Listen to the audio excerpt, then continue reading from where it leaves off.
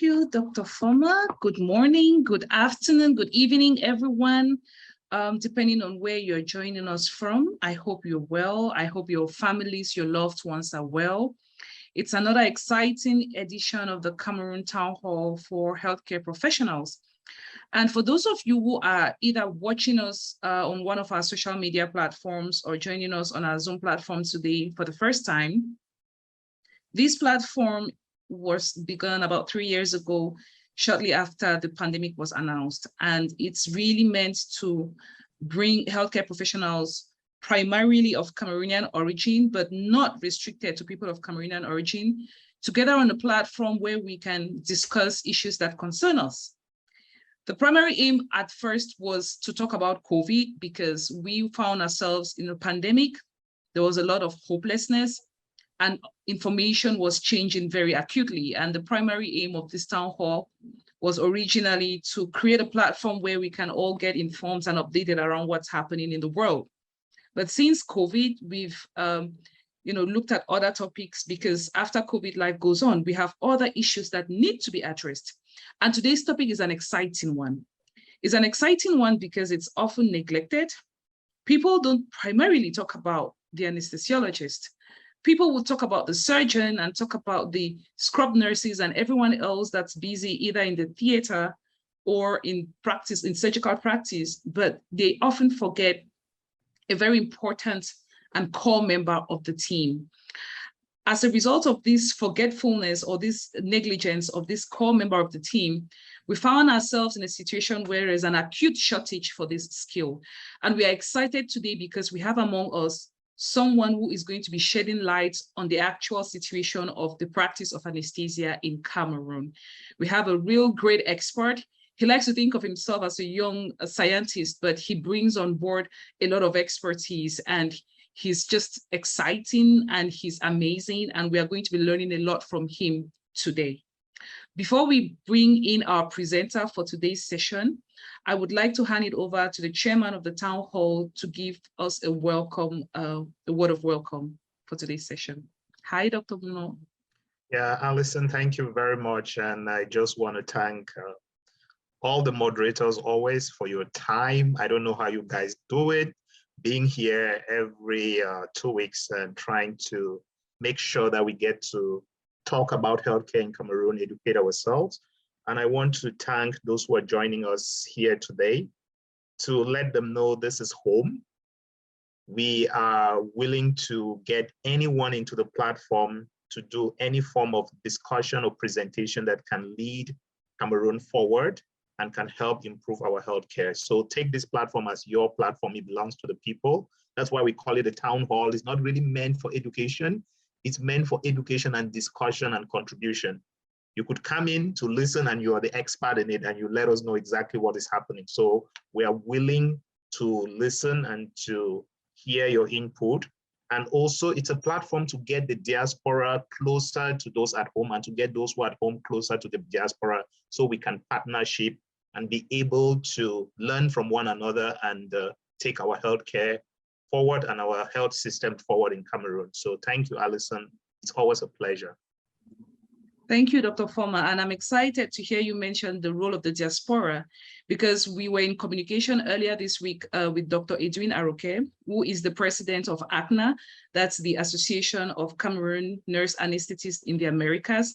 And we are hoping that one of their team members would be joining today's session because they're looking at extending some of the work that they are already doing in Cameroon with regards to the practice of anesthesia. I'm now going to bring in my other co-moderators for today's session. I will be moderating today's session with Christelle and Brian. Bonjour, Christelle. Comment allez-vous aujourd'hui? Bonjour Alison, bonsoir, bon après-midi en fonction de où vous joignez l'appel. Aujourd'hui, je vais bien. Merci, j'espère que toi aussi. Merci à Dr. Ndikontar d'avoir accepté l'invitation de Cameroon Town Hall. C'est un honneur et un plaisir. Et bienvenue à chacun à cette nouvelle édition de Cameroon Town Hall où nous allons échanger sur les sujets d'actualité de notre pays, notamment dans l'anesthésie et de l'expérience de Dr. Raymond. Merci encore à toi, Alison. Merci beaucoup, Christelle. Hi, Brian. Yeah, hi, Alison, and thanks a lot. It's really always a pleasure to join the town hall, and I'm really particularly excited for today's session because I've known Dr. Raymond Ndikontar for really very long. He went to Sacred Heart College together, and very, very brilliant. He was one of those elder brothers that we had when we were going to school, and he continued to be an elder brother throughout my years in CUSE as well. So I'm really excited about Raymond, and also the work that he's been doing to advance the practice of anesthesia in Cameroon, despite the limited resources that we do have. And I think what he's doing is critically important. It's not only important in Cameroon. As you've mentioned, there are people on this call from other African countries. We've had Gabon, we've had South Africa, we've had Botswana, we've had people from Zambia, so we have lots of other people. I think the lessons that we can potentially pull out or learn from all of these different experiences is very applicable in all of these diverse settings. So I'm really particularly excited to hear Dr. Raymond's comments today, and really looking forward to an exciting session. Thank you, Brian.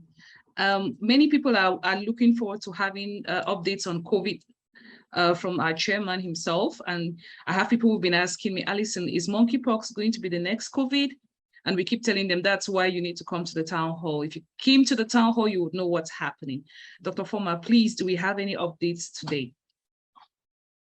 Well, because you're asking, as I told you, I'm not an infectious disease doctor. I'm just, I hope I'm not. So I'm going to give a little bit of update about what is going on in the world in terms of global health. And I'll try to be as brief as possible so that I don't take in much time from Raymond and his presentation. So yeah, I always start with this, and he's someone I'm very proud of. He's actually a younger brother I'm proud of all the things he has done, and I respect him very much and his courage in trying to change things back home.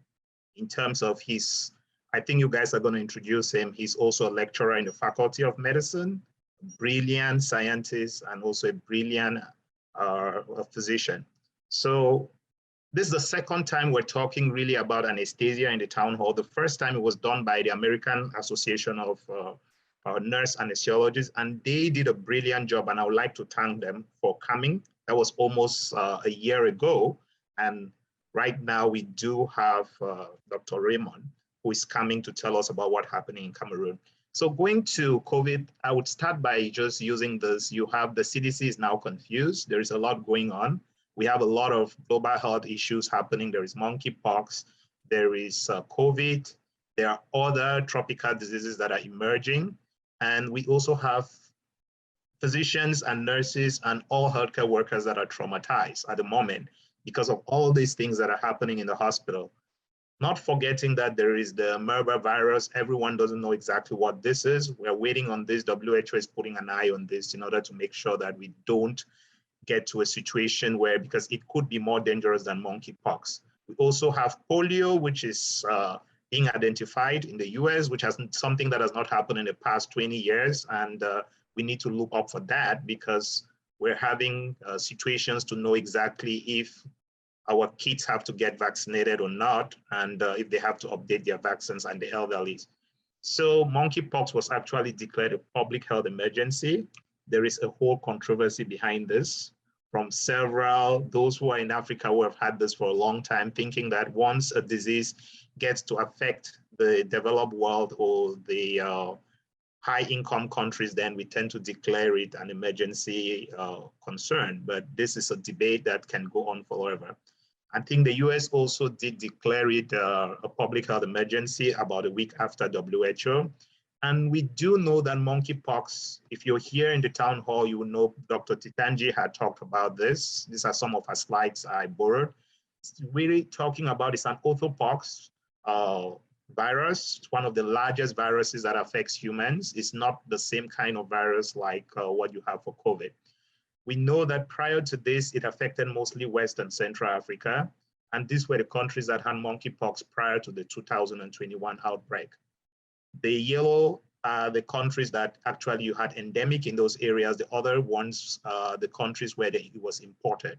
So you can see that there are two clades of monkeypox. There is the West African and the Central African type, where the West African type is less deadly than the Central African. Cameroon happens to be in the middle and has both West and Central African types. So that's why we have reported cases like this in the past. There are two kinds of transmissions that really occurs, primary versus secondary transmission that we need to know about from animals to humans. It's never really always monkeys, so it's really a misnomer. And secondary transmission from humans to humans.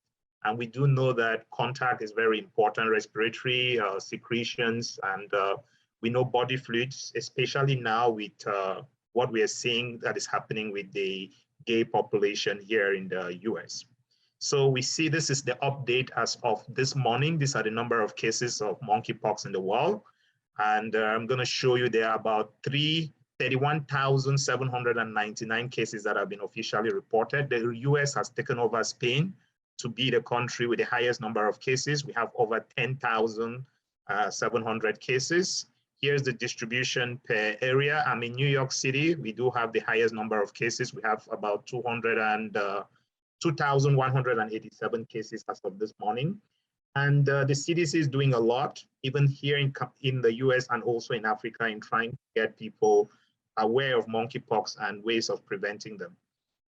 So this is a classical definition of the disease. The incubation period is around 5 to 13 days, and you do have an average of 4 to 17 days. So there is the prodromic sign in the monkeypox that we have, the classical monkeypox. There were several prodromic signs that we have, which you have fever, malaise, and the others, and you have rash that you could have that comes out in 4 different stages. So here is the typical lesions that you saw in the pandemics in West and Central Africa. This is what you would see coming out.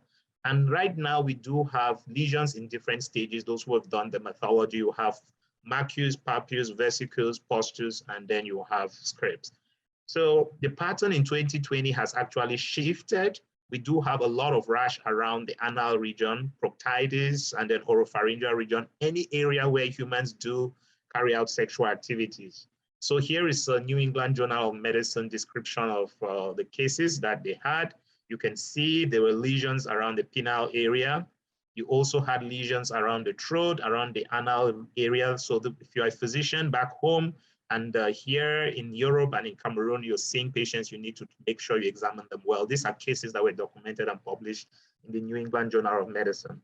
So transmission is really, direct contact is very important. So we need to make sure that we are aware of this and really go into examine our patients if they come in with rashes like this. So we know that examination and diagnosis, we have to collect specimens.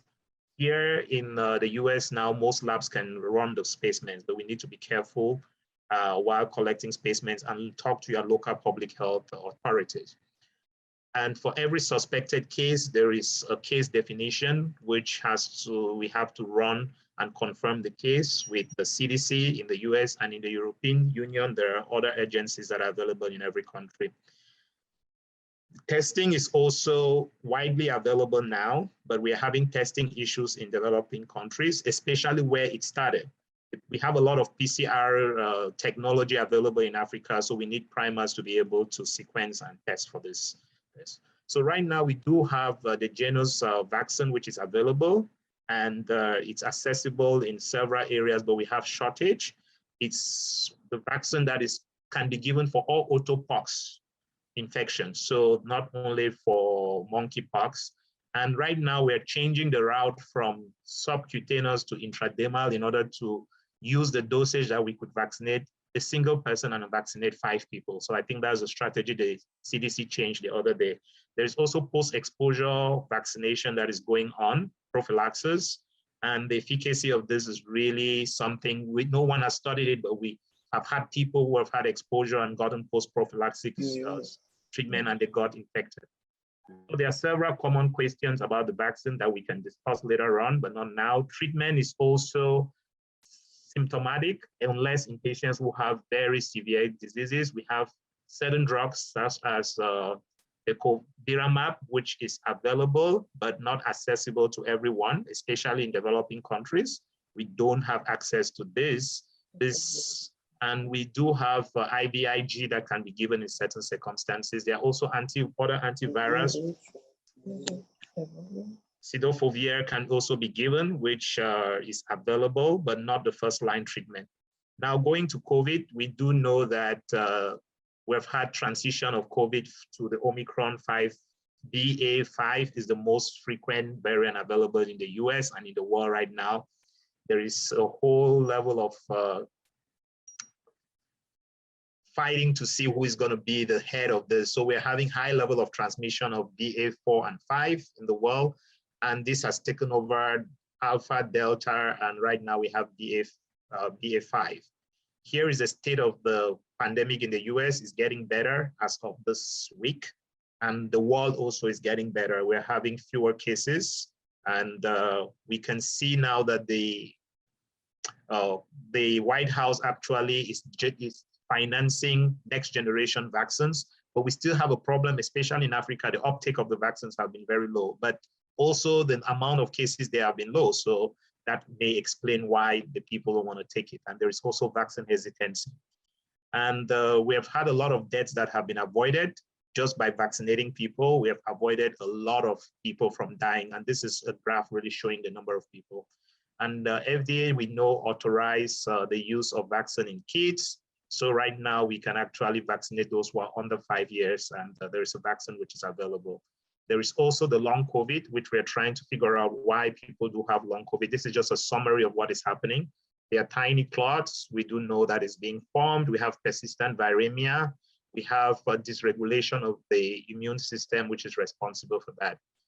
COVID has not only come in to distort our lives, but it has changed the way we look at technology, and it has led to the evolution of several things. There are several clinical trials running in order to use the messenger RNA in order to come out with vaccines for other diseases, including Ebola, including malaria, also including influenza, Zika virus, HIV also. So this technology is being harnessed, and here is several clinical trials for those who are interested in looking up the clinical trials. So here we do know that after BA.5, there's something that's going to come. What is going to be the new variant? We hope we're going to be ready. The world cannot afford to lock down itself. We have shown that we are unable to use masks regularly. There are animal reservoirs for this. There's also co-infection, so a new variant is always going to pop out. Here we can see the state of the pandemic. At any time, the pandemic can really go very severe. This was like a month ago, and then finally in the US on your right, you see what's happening now. So I'm always one of those who puts a slide to the CDC a bit, because they need to work harder. We have seen that the European Union and the other agencies in Europe are able to give us data in most pandemic as quickly as possible, but the CDC has failed us. Now, using sewage has been one of the ways, because we are not testing people, so we're able to monitor by using sewage. And this has also been used to monitor for polio, because in New York City, we're able to find that there is polio virus circulating in the sewage system. So there must be some cases which were being missed in the community. Wearing masks, there is data showing that wearing masks actually does work, despite all the controversy behind masks. And we do know that COVID has killed a lot of people. And at a certain point, COVID killed more people than heart diseases in the US. So it was the highest cost of death. And here you can see the state of the pandemic worldwide.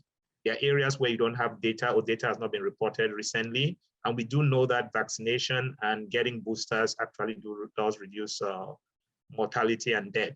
So here is the number of cases and the different variants that are available. And here we can see the level of transmission and also the characteristics of every variant that is available. For those who want my slides, I can send them over to you. And here we can also see the efficacy of the vaccine in terms of variant specific efficacy. Here we do know that variants develop and others will come up, but what is the importance of every variant? We think virologists need to be able to trace and tell us what is happening. So here is just showing us the new variant that popped out. That's the 4.6. We don't know exactly what this means and what it's going to mean in the future, but we do know that it has characteristics to become dangerous. So we are trying to actually stop COVID from killing us, but it's mutating and coming back. And we hope that this, we get to understand what is happening in Africa and what we're doing right so that the rest of the world can learn. We're getting to the finish line, but there are others who are racing with the finish line too, making it difficult for us to actually get there. So we do know that we need to have a Swiss cheese model in order to fight this and to fight other pandemics in the future and to prepare ourselves. And all these are all the strategies that were used in the past, and we came to the end of the road for several of these strategies. And they are, right now, I don't know if we learned any lessons from this, but the monkeypox has shown us that we learned very little, especially the US. There's so much to learn, but we have not learned. This is the state of the pandemic right now. And there are still new cases. It's not over, but it's better. And we have had almost, if someone had told me we would have 6.5 million people die from COVID, I would not have accepted. The state of the pandemic in Cameroon, the past 1 month, we have not had any updates. I hope there have not been any cases in Cameroon. I checked this at the Worldometer. I don't know if this is true, but this is comparing the past 2 months in the US. So we can see that the pandemic has also led to improvement in technology, development of vaccines that can be done faster. This is just showing the timeline. It took us to develop the first malaria vaccine. It took us almost 200 years compared to what it took us to develop the first COVID vaccine, which took us a year. So we have had more than 12.5 billion vaccine doses have been given out. And Cameroon is still lacking behind in trying to convince people to get this vaccine. So we do have vaccines that have actually expired and we have not been able to give them. We have all the different vaccines available in Cameroon right now. And low-income countries still have problems to accessibility to vaccines. They have problems in preservation of these vaccines, and they have problems in actually convincing people to get these vaccines. These are the different vaccines that are available per country. And we do know that there is investment in trying to get a pan vaccine. And there is also data showing that 3 doses work. Getting a booster is important, especially now. And this is the data from the New England Journal of Medicine for those who got a 4th dose in Israel. So we have data showing that vaccination actually improves and reduces mortality. So now, are we going to have a new variant? Very soon, I think so, but we hope not. But I think the next Greek letter is going to be pi. I don't know if they're going to skip pi to rho, but we're waiting for which is going to be next. I hope the world doesn't lock itself up the way they did to South Africa. It was a big discrimination. South Africa has proven to be a leader in identifying the variants and actually sequencing. It doesn't mean it started in South Africa. I hope Africa has improved its cold chain to be able to store these vaccines. If we get to develop vaccines and even send them to Africa, we have had to destroy a lot of vaccines. And once we get a pan vaccine, it's going to be available for everyone. Coming back to treatment, I think much has not changed. We know corticosteroids do work, and they're available in Africa, and we have them. We do know that the interleukin-6 inhibitors do work. Things like tocilizumab is not very available back home. We know baricitinib is available, and I do know that there have been some subvention on baricitinib to make it available in developing countries. And we know Paxlovid is not yet available in most countries. And here is just data showing you Paxlovid and molnupiravir, the efficacy. And I can share this with you guys. Paxlovid is very good. There's also the rebound phenomenon that is happening, which happened to a prominent president, Joe Biden. Got the medications, got better, and then later on had a rebound, which was public. So here we have other monoclonal antibodies that we're using, remdesivir, which its efficacy is really more for those who are asymptomatic, but we have other data in that RAM. In the US, we're using it for symptomatic patients in the hospital, but it just reduces length of stay in the hospital. So I just want to thank you all. This is the data we have. We know certain drugs do not work. Hydroxychloroquine, I don't need to insist on that. We know ivermectin did not work. So this is data that we have, and not to waste a lot of time, I think these are the updates that we have. And just to remember that COVID can affect anyone. There is still COVID, and Joe Biden just got COVID. So please stay safe, and let's not forget. So over to you, Alison. Thank you, Dr. Former. These updates are always exciting. I have a lot of people who are sending me direct messages requesting your slides, that they are so concise and they put together all this amazing information into one piece for them and for the people that they are working with. So I think for those who've been texting me, messaging me on Zoom and on social media about the slides, we will try to see how we can get them to you. Yeah, indeed, Dr. Former's slides are great.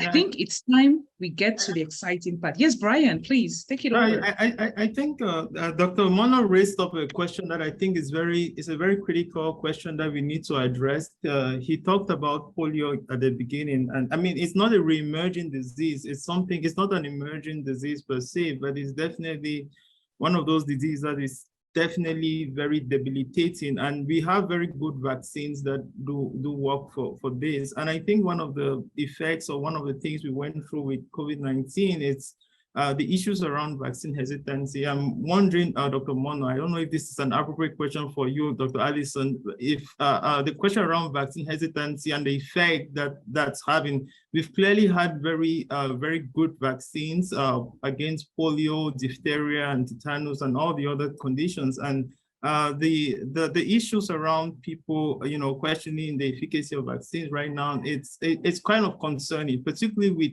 what we are observing now with increase in case with this detection of polio cases in New York City.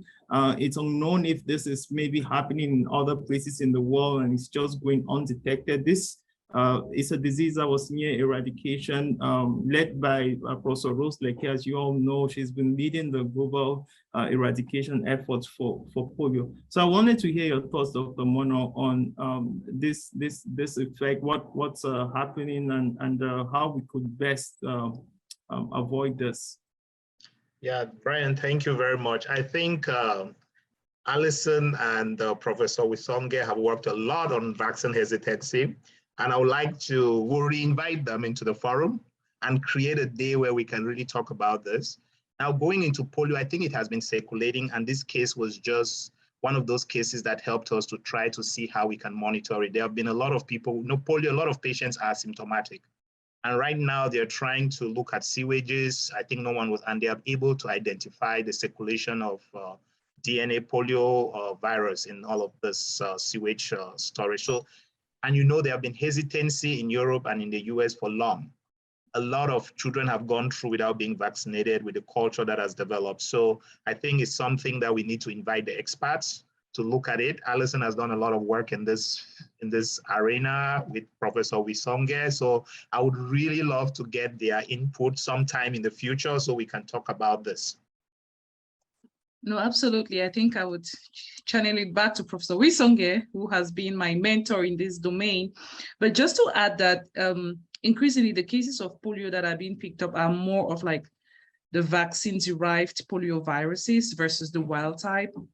And it's one of those things that if Professor Titanji was here, I would have been excited to hear her thoughts, because it's a big debate that could be opened on this platform today. But it has to do with the fact that you have different types of vaccines that are being used for polio in different parts of the world. And there are clear scientific justifications for that in terms of how potent some of these vaccines are, in terms of like the disease burden in some of these parts of the world, in terms of like what's feasible for some of the health systems in these parts of the world. But each vaccine that is being used comes with its own downside. For example, with the oral polio vaccine, which is no longer used in the US and in some parts of Europe, but which is still used in other parts of the world, it can have this other aspect of it that, you could have what you call vaccine-derived polioviruses that are circulating. But it's a big debate in the global sphere, and I feel like I'm very underqualified to talk about this topic. It would have been good to have Professor Charles Wisonge and Professor Titanji really hammer on it, and maybe this is a topic we could try to consider inviting them in the near future to address, because polio is one of those diseases where there's a lot of misinformation circulating about the vaccines. So yeah. Okay. Yeah, thank you. Thanks for shedding light on that aspect of the topic of the presentation, Brian and Dr. Foreman. Okay. So can Brian introduce our speaker? Yes, he will do just that. Yeah, thanks a lot, Dr. Mono, and it's really I'm really truly humbled to introduce Dr. Raymond to the town hall today. He's really been an elder brother and really a great support system throughout most of my journey. We went to Sacred Heart College together. He was my senior, and he went to through Q's as well, and he's been a tremendous support and also a great support to the Cameroon Medical Student Association called CAMESA. He's been one of the pillars holding the alumni of XQs together as well. So it's really been a great support system. So Dr. Ndikontar Raymond he's an anesthesiologist and an intensivist, and he has a lot of strong interest in pediatric anesthesia. He did his medical training at the Faculty of Medicine and Biomedical Sciences, and as soon as he completed the training, he did the residency training in anesthesiology and critical care medicine, anesthesia, reanimation still at the Faculty of Medicine, and eventually moved on to do a pediatric fellowship at the University of Cape Town in South Africa. He actually trained or did his fellowship at one of the most renowned institutions for pediatric anesthesia in Africa, and completed that training and came back to Cameroon. But prior to that, he has been a consultant anesthesiologist at the Hôpital Gynéco-Obstétrique de Yaoundé, which is a very large center for child and maternal and infant health in Cameroon. And he's been a consultant anesthesiologist and intensivist at that hospital for many years, I think probably over 5 years now, if I'm not mistaken. And also he's consulting with the Maghrabi Institution, which is one of our largest eye surgery surgical centers in Cameroon. I think they provide a lot of surgical care for people flying from different regions in Africa for great eye surgeries, different kinds of eye surgeries, and he's been an anesthesiologist at that center. So Dr. Raymond really very passionate about anesthesia care and how can we make things better in Africa? How can we be better equipped? There's a critical shortage of trained anesthesiologists. It's a high burden of maternal and surgical mortality in Africa, and this is one of the subjects that he's most excited about, and I'm really looking forward to hearing Dr. Raymond's remarks. I just want to say he's also a lecturer at the Faculty of Medicine and Biomedical Sciences, a medical school of the University of Yaoundé 1, and he's been a lecturer at the university for quite a few years as well. It's my really true and distinct honor to introduce Dr. Raymond to the town hall. Dr. Raymond, over to you. Thank you very much, Brian. Thank you, Alison. Thank you, Mr. Chairman. Thank you, Christelle. Thanks for the panel for giving me this opportunity to talk on the town hall. It's always a pleasure coming here to, talk about the things that really matter to us as practitioners here in Cameroon, and obviously putting it on a panel where you have people from different walks of life always makes it more interesting to talk about, and it helps solve sometimes the little questions that we had about the way our practice is going on. So I find the topic today really it's the basis of implementing change in any domain, knowing what the situation is, because sometimes you can't change things when you don't know what actually is going on, what are the challenges, and what is the way forward in each of those domains. So I think this presentation of today will be a first of a series of many, because it actually is the first step to addressing one of the core problems that we have in the field of anesthesia. So I'm going to begin. Yep, I guess everyone can see my screen. Yep. Yes, we can. Okay, perfect. Then, nice. So I chose this topic, the practice of anesthesia in Cameroon, the challenges and perspectives, just to give everyone an overview of what it feels like, excuse me, what it feels like practicing anesthesia in the country Cameroon. Of course, it's can be a very vast topic if we just go into it with all sorts of angles, but I'll try to be as systematic as possible to give you the best possible idea of how anesthesia is practiced in our beloved country, Cameroon. The challenges are many and the perspectives are numerous. They're as numerous as they are Cameroonian citizens.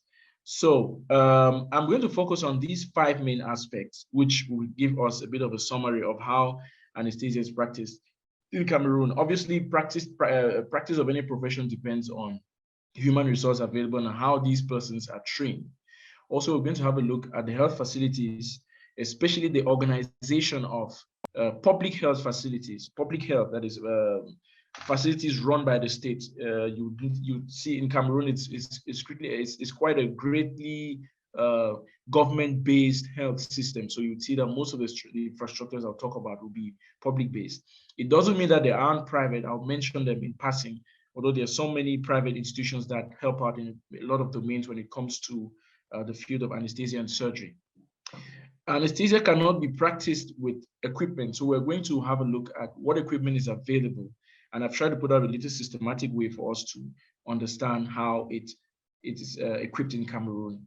Then I'm going to look at the different specialty perspectives, because anesthetists work hand in hand with surgeons, and there are so many surgical specialties. We're going to look at the major ones and then have a word or two on some of them. And I've insisted on talking on outreach programs, because I would honestly say that the bulk of the surgery or the anesthetic practice carried out in Cameroon is carried out by these outreach programs, which are of several types. And I've taken just one example and the impact that this one example has on a daily basis on the practice of anesthesia in Cameroon.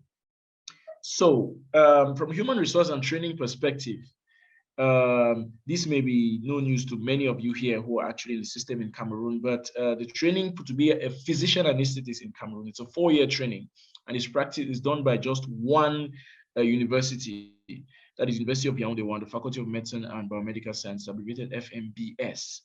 So this 4-year course has been going on for over 20 years now. So you can imagine that if we have 4 to 8 candidates per year from training, we should expect quite a reasonable number of anesthetists in Cameroon, which obviously will be wrong, because Cameroon boasts today of only 70 trained physician anesthetists, which already gives you a big issue with the quality of the anesthesia we would expect in a population of close to 29 or 30 million Cameroonians. Having 70 trained physician anesthetists is really almost like not enough to ensure even the basics when it comes to the provision of anesthetic care.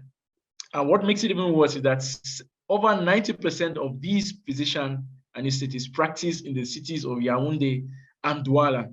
Yaoundé, the political capital, Douala, the economic capital. For those who don't really know, there's a map that I'll show up now later so that you can have a better view for those who are not versed with Cameroon. And imagine, of these 70, obviously we have 70 only of if you do the math of those being trained every year, which implies many of our anesthetists leave after training. So many of them leave after they are trained, which is one of the reasons why we are trying to like push for the improvement of the care in our system to at least keep those from leaving. The bulk of the work in anesthesia in Cameroon is carried out by nurse anesthetists. There are about 5 training centers nationwide. There may be more, but about 5 of that number. And they consider bigger workforce. There are about 400 nurse anesthetists in total spread throughout the country. So if it's true there are just 70 trained physician anesthetists, but you have over 400 nurse anesthetists who are trained in managing the basic procedures, or even more, depending on how experienced they get. And these are the people who cover the procedures in most of the enclaved and even some of the urban areas of the country depend on these nurse anesthetists for their care. Even I myself, as a physician anesthetist, I work exclusively with nurse anesthetists to make work easy. And it's a 2-year training program in which nurses are allowed to go in after they get their state registered nurse diploma. In Cameroon, currently, there's no subspecialist training available so far. Maybe over the years, it's going to happen, but I think the challenge should be training a great number of physician anesthetists, general physician anesthetists for a start. Now, from a health facility perspective, some of you are versed with the way the system is organized in Cameroon, but I'll take you a brief ride through it. We have, at the lowest possible level, I'm leaving out the integrated health centers because integrated health centers don't have general practitioners or a medical doctor officiating. So I prefer taking from the subdivisional hospital level, fondly abbreviated CMA, which is the French appellation for Centre Médical d'Arrondissement, which is the French translation for subdivisional hospital. Usually it has one general practitioner, that is a doctor who was trained for 7 years in general practice and may be accompanied by a few nurses.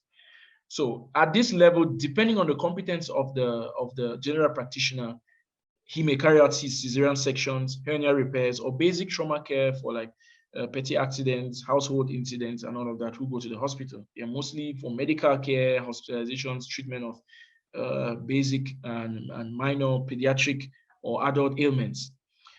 There isn't any anesthesia practitioner officially at this level. No CMA can actually boast of an anesthetic nurse. So there's no standard of care for general anesthesia possible. And here, obviously, for people like us who started at the basic level working in the CMA, ketamine rules. That is the key drug that everyone who has worked at this level has been forced to learn how to manipulate. Most cases, therefore, are referred to the district level, which is the level above the subdivisional hospital. And at the district level, usually you have more than one general practitioner and you have more nurses. And with the current trend, because there are more and more specialists being trained in Cameroon and from outside the country who come and are integrated, and some of these district levels actually get specialist doctors to work there, gynecologists, general surgeons, ENT specialists. Some of them work in district hospitals, but this is usually in the cities, in the most of the rural areas where the district hospitals are. You won't find any specialists. These district hospitals may have one or more nurse anesthetists depending on their surgical activity, and they manage more complex procedures. There's a possibility of general anesthesia with or without intubation, depending, I repeat, on the competence of the nurses and how comfortable they are. But generally, most of the time at the district level, you wouldn't find them do general anesthetic procedures with intubation. Spinal anesthesia is their go-to technique, which they will go with. And some pediatric procedures, I repeat some, because it's one of the fields that I'm really interested in. And we have a very big problem with the offer of care when it comes to pediatric cases. The challenge at the district level is there's no ICU infrastructure. So it's very difficult to manage severe cases. And most of the time, when cases require general anesthesia with intubation, or we have patients who are really unstable, they are referred to higher level centers, which we're going to see the regional hospitals and the tertiary centers. So at the regional hospital level, we are now, like, Cameroon has 10 regions, so there are 10 regional hospitals. These are more equipped and staffed compared to district hospitals. Obviously, bigger team of nurses and doctors, many more specialists available, especially today. And more often, they are the highest level of referral in some areas, for example, the Northwest and the East. I'm speaking specifically of the Bamenda Regional Hospital, which is like a fort for the Northwest region. It's like the go-to area when nothing can be done at the regional hospital level in Bamenda. Generally, you're being referred to one of the major cities and their tertiary centers. There's a higher volume of patients and theater cases, but there is still the difficulty of carrying out general anesthesia in many of these centers. Recently, we ran a study with a few students on cesarean sections in the Bamenda Hospital, regional hospital, and it was amazing to find out that out of 125 cesarean sections, there were only 2 that were carried out under general anesthesia. And it was mostly probably due to the fact that they feel more safe with cases that don't involve management of the airway because of the difficulties they have probably with the maintenance of equipment related to maintaining a GA with intubation and volatiles and oxygen and air use as you would imagine in the context of a regional hospital in Cameroon, which are some of the difficulties we are out to address and expose in this our presentation. Now, at the top level, we know of the tertiary centers, the CHU, Hôpital Général in Yaoundé and Douala, Hôpital Gynéco-Obstétrique in Yaoundé and Douala, Hôpital Akintini, Hôpital Central, Centre Hospitalier des SOS. We have Centre Urgence de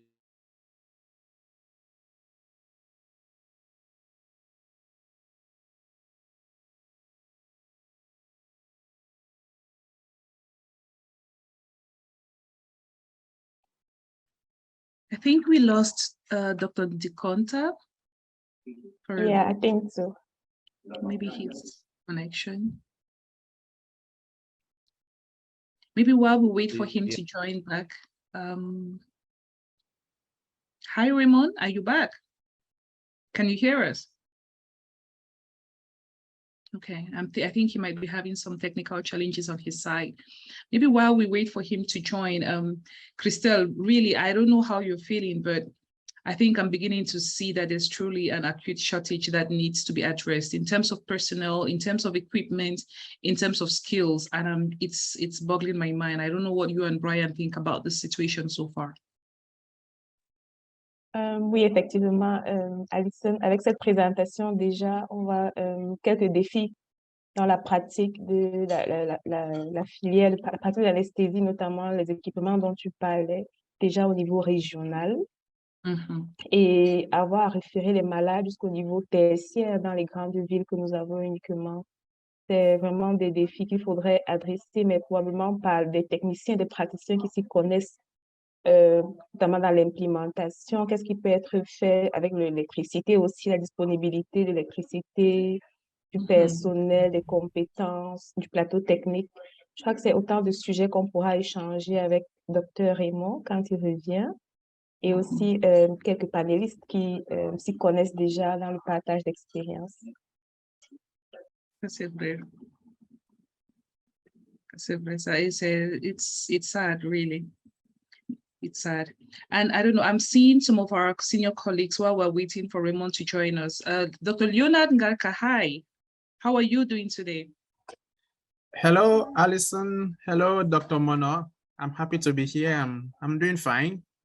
Okay. And keenly following up Raymond's presentation, and I did follow Dr. Former's presentation earlier. It was interesting. Thank you once again, Dr. Former, for always talking to us on such interesting subjects. Thank you. I think we'll talk more during the time for exchange. Yeah, no, effectively. Well, we're excited to have you. And while we wait for Raymond to join us, Dr. Liu, what has been your experience with the practice of anesthesia there in Yaoundé? Maybe for those of us who don't know Dr. Liu, he's just going to tell us a bit about himself and he will tell us what his experience has been. All right, thank you very much, Alison. For those who don't know me, I'm Dr. Leonard Ngarka. I'm a consultant neurologist at the Yaoundé Central Hospital. And I'm equally a lecturer at the Faculty of Medicine and Biomedical Science of the University of Yaoundé 1. As concerns my practice, as concerns my experience with anesthesia in Yaoundé, I would say, like was raised earlier, it's really challenging. The numbers, I think I would like to move away from Yaoundé to some of the regions which I know a little bit about, like the regional, like Bamenda, the Northwest region, where practically we have, I think, one anesthesiologist who is a military man, I guess. And my exchange with our colleagues who are there, I think I know a little, from my discussion with Dr. Nchufo, I know it's usually very challenging to get surgery sometimes because of the availability of the anesthesiologists. So they are forced to work maybe with with trained nurses in that domain. And coming to Yaoundé, I would say that it influences greatly our practice, especially when it comes to neurosurgery and tumors, because when the brain is operated, there is need for really intense monitoring just after. And most of the time, surgeries are pushed because we don't have too many anesthesiologists who are trained to reanimate serious brain surgeries like in tumor cases. So it's really a serious issue in our practice. And I think that it's important that not only should we have increased numbers, but we should get more and more people specialized in different domains, which can help improve a patient care in specific areas. I would say that so that I don't know of any anesthesiologist trained in neuro reanimation in the country. And that's a serious issue for us. And I think that those are some of the things that we'll get to discuss as time goes on in this meeting today. Oh, wow. Thank you, Dr. Ngarka. And really, I can personally attest of Dr. Ngarka's expertise and his physician, how would I put it, and his expertise and his professionalism, because I've had to refer patients to him and I've had to actually call him to consult on some patients. And truly, sometimes it's not just about the main surgical case, it's ensuring that they have the hospital has the required anesthetic services to support the surgeon who will be performing the procedure. Dr. Tim, hi, excited to have you join us again today. How has your experience been?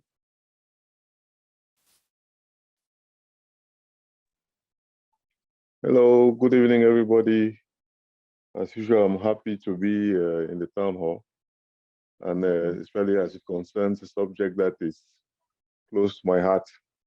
There's no surgery without anesthesia. And what I can just say is that the major challenge in really improving the quality of care for surgical patients in Cameroon is what Raymond highlighted in starting his presentation.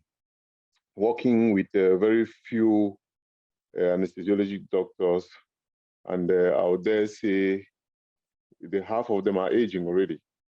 So it's very challenging to really stop our game, like trying to go for more serious or more complex procedures. Like sometimes you just think it's not worth the trouble, because no matter how skilled you are as a surgeon, preoperative care also always poses a problem, because you have to leave the patient sometimes with you, the surgeon, trying to manage and do so much without always having the skills to manage those patients, or with nurses who are less experienced, and this opens the door for many complications that happens, and it's really a big problem. And as Raymond said, subspecialties are also a big issue. Like you want to have, I work with him, and we work a lot, do a lot of private practice together. So like just going to the fellowship and receiving him after doing his fellowship, I was like, this is something else. Like managing the patients, I just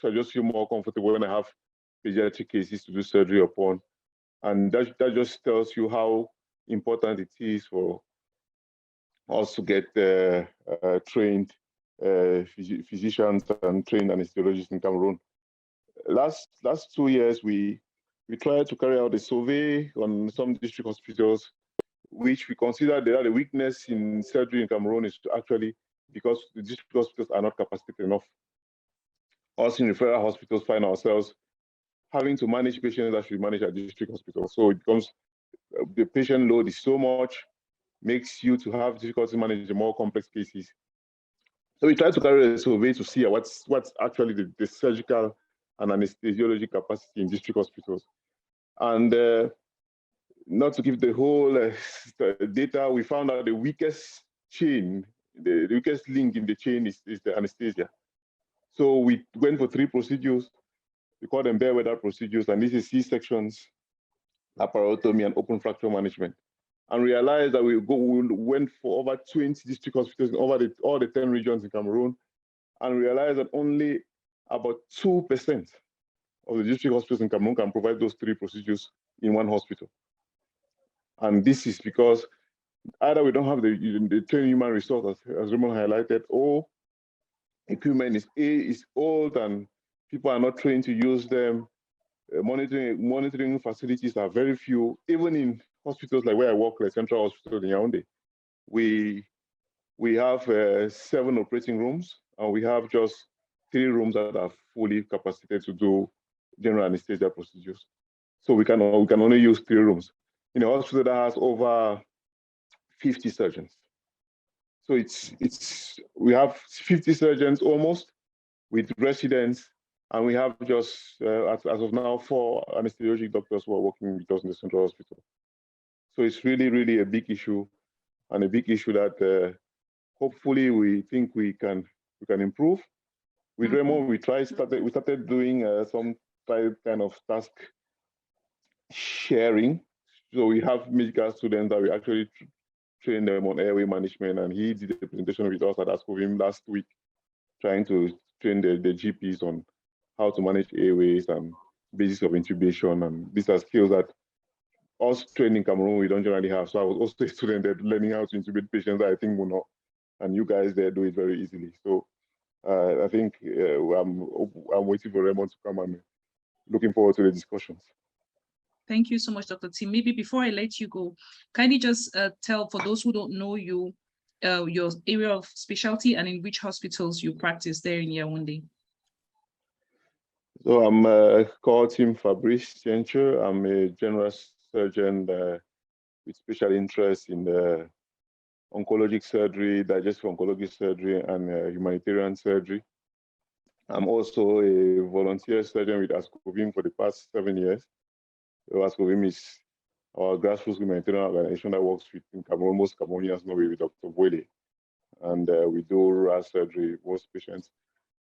More recently, I am also a fellow, international fellow with the Royal College of Surgeons, working under Humanitarian Surgery Innovation Fellowship, where we are trying to build different series of projects to improve on capacity building and telemedicine, and using telemedicine to try to improve human resource capacity for surgeons in Cameroon and elsewhere in Africa and the Middle East. Gotcha. Thank you, Dr. Tim. I work in Central Hospital as a surgical emergency unit and the visceral surgery unit of Yaoundé Central Hospital. Okay, thank you, Dr. Tim. So for those who are texting me asking who is Dr. Tim and who would want to get in touch, now we know where to find him. We're excited. Dr. Raymond Ndikontar, welcome back. Sorry for the network issues. Dr. Ndikontar? Yes, it's a limited resource setting we are living in. So I will not make any publicity of any telephone company, but whatever I'm using isn't fine. If you want to know, we'll talk about it in the parking lot. So I agree. Take it over, Doc. Yes. So we'll go back to the presentation. I think at some point I discovered I was just talking alone. So we'll pick up from where I ended. Good. So I was talking specifically about the health facility activities. We spoke about the tertiary centers, which are mainly concentrated in the bigger cities. And there's a variable level of staff and equipment depending on the different capacities that these centers have.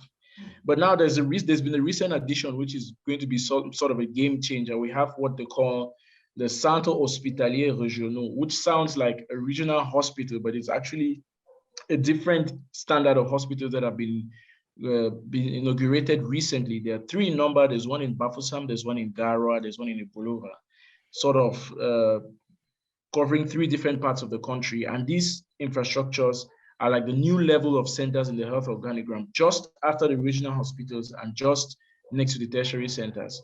But in terms of equipment and infrastructure, they have state-of-the-art equipment. The buildings are really well thought out. You really see a project where people sat and thought about building a hospital center, which would give a little bit of the taste of a tertiary center, but in the more remote, the not so remote areas. You'd see that Bafoussam, Garoua, and Ibolova, as we would see when I will show you the next slide, are not the areas where you have the maximum concentration of those bigger centers. I was talking about this slide. So I based myself on this slide, which is like the population density map of Cameroon as per the 2015 census results. So you could see that the blue marks there refer to the big cities of Yaoundé and Douala. And you can see the other spots spread around the country. And if you can imagine that just within those 2 blue spots, you have literally all the tertiary centers in a country. We're talking about close to 12 centers all tied up within those 2 little spots. And then the rest of the centers are now where you have the district hospitals and the regional centers spread around all of these. And this sort of explains like this. I've seen somewhere in the chat while I was waiting to come back on that most of the anesthetists prefer staying in the modern area in the big cities. It's simply because most of the centers where they can even work are those that in the big cities. Most of these tertiary centers are short-staffed when it comes to anesthetists. So I don't think it's just a question of these specialists not wanting to leave the bigger cities, but the centers requiring their help being more in these big cities. So you can imagine if the situation is that difficult in the big centers, and what of the district areas, as Dr. Tim was saying, it's really a very big problem in terms of what expertise is available. So that's a bit of a rundown of the situation of the distribution of infrastructure. I haven't really gone into the private structures because it's not, very few private structures build a lot on the anesthetic point of view, and it's more of elective cases and not really the complicated ones that people prefer to manage in these private structures. But there are private institutions that manage specialized care. For example, we spoke of the Maghrabi Eye Institute, which is a very big center in ophthalmic care, which is based in the outskirts of Yaoundé and which carries out top-notch standards of care for eye surgery of all types, retinal, corneal grafts, anything you can imagine the eyes being done there. That's just an example. You have the Baptist mission, which has hospitals spread out everywhere, and they carry out very good missions as well. You have the Presbyterian, you have the Catholic, and the Confessional. And obviously the Catholic are known for the cardiac surgery they do in Chisholm, which is what we're going to speak about. But before then, we're going to talk about the aspect of equipment. So recently, I published a paper with a group of other authors where we tried to find out the challenges related to pediatric anesthesia. This was one of the main things I was working on during my fellowship training. And the difficulty was finding something with which we could compare our standards in Africa, something to set the standards so for us to say, look, this is what we should be looking to attain. And so we found 2 documents, the WHO WFSA, which is the World Federation of Societies of Anesthesiology, Standards for Safe Practice of Anesthesia, and the Optimal Resources for Children's Surgery, or REX document, which was also worked on by a panel of anesthetists, both from the WHO, WFSA, and other independent institutions. And they came up with different requirements, which they think should be the minimum for practicing safe anesthesia. I'm going to use a bit of this to compare the levels of equipment that we have in the different centers I've given you before, so you sort of understand the challenges that these different centers face in implementing the degree of anesthesia they would like. So we had summarized it with these other authors into a table, which we will compare level by level. So as you can see, there are 3 areas. There is the importance, like sort of essential requirements, which is the first column you can see here. You have the second column, which is like well, if we have, it'll be good. And then you have the desirable column. Now, if you read with me, we're going to move to the next slide, so that for every level of expertise, we can see what is lacking and what is required. So this, for example, this is at the level of the CMA. You can see that technically almost everything in the required suggested section is absent. There's no trained or vigilant provider. For basic equipment such as face mask, including neonatal sizes, we don't have them. No laryngoscopes, no intubation aids, suction devices, adult and pediatric self-inflating bags. Maybe they have them. Stethoscope, pulse oximeter. These are the few things that we have. But you see essential things such as carbon dioxide monitors and appropriate size endotracheal tubes for adult and pediatric patients, technically absent from the level of the CMA and even for the district hospital. If you look at the other equipment which we would encourage people to have, system for delivering inhalational anesthesia, absent. Continuous waveform capnography, absent. Compressed air, and even sometimes electricity are the difficult things, the things that pose the difficulty of managing anesthesia in these areas. Obviously, the desirable ones like automated anesthesia machine, you wouldn't see it at this level. At the district level, you may have face masks. One second. Okay, at the district level, we see it's not very different from the CMA, but at the regional hospital level, you start seeing possibility of having a laryngoscope and an appropriately sized adult tubes, maybe not pediatric tubes, because at this point you start having more of anesthetic nurses available to carry out care. You now have suction devices, you now have suction catheters, oropharyngeal airways, you have electricity, but still the problem of compressed air, which you can see on the second column here, poses a major problem, because compressed air, obviously, even in some major centers, you don't have compressed air. And even at the regional hospital level, you don't have automated anesthesia machines, you don't have continuous monitoring of gases in the airways and anesthetic agent measurement, which are things considered standards of care for anesthesia worldwide. If we come to the tertiary level, you can see that most of the basic things that we would expect to have are present. But one very important thing which is absent is the carbon dioxide detector.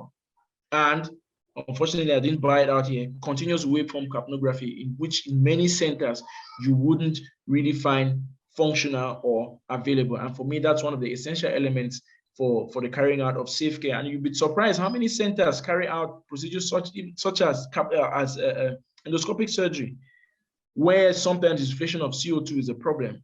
But most of those centers, they still carry out surgery without CO2 monitoring, which would come with all the dangers which you would imagine. Obviously, when we speak of tertiary centers, we would expect to see things like supraglottic airways, which are absent, and continuous measurement of inspired and expired concentration of anesthetic agents, which is becoming the next step to fast-track patients, but which in a Cameroonian context, most, if not, there are very few of these centers that have these devices to make practice of anesthesia better. So I had some images here which we didn't come out, but it's okay. Going back to the equipment challenges, talking about oxygen. Obviously, the issue we have with oxygen is the quality of the delivery. There's difficult access to oxygen, and we have very few oxygen plants in the country. That is oxygen plants. By oxygen plants, I mean centers where oxygen is generated, stocked in bottles and all of that. So elsewhere, you would find many hospitals that actually run their oxygen plants. In Cameroon, there are very few. I think recently there have been projects to start some.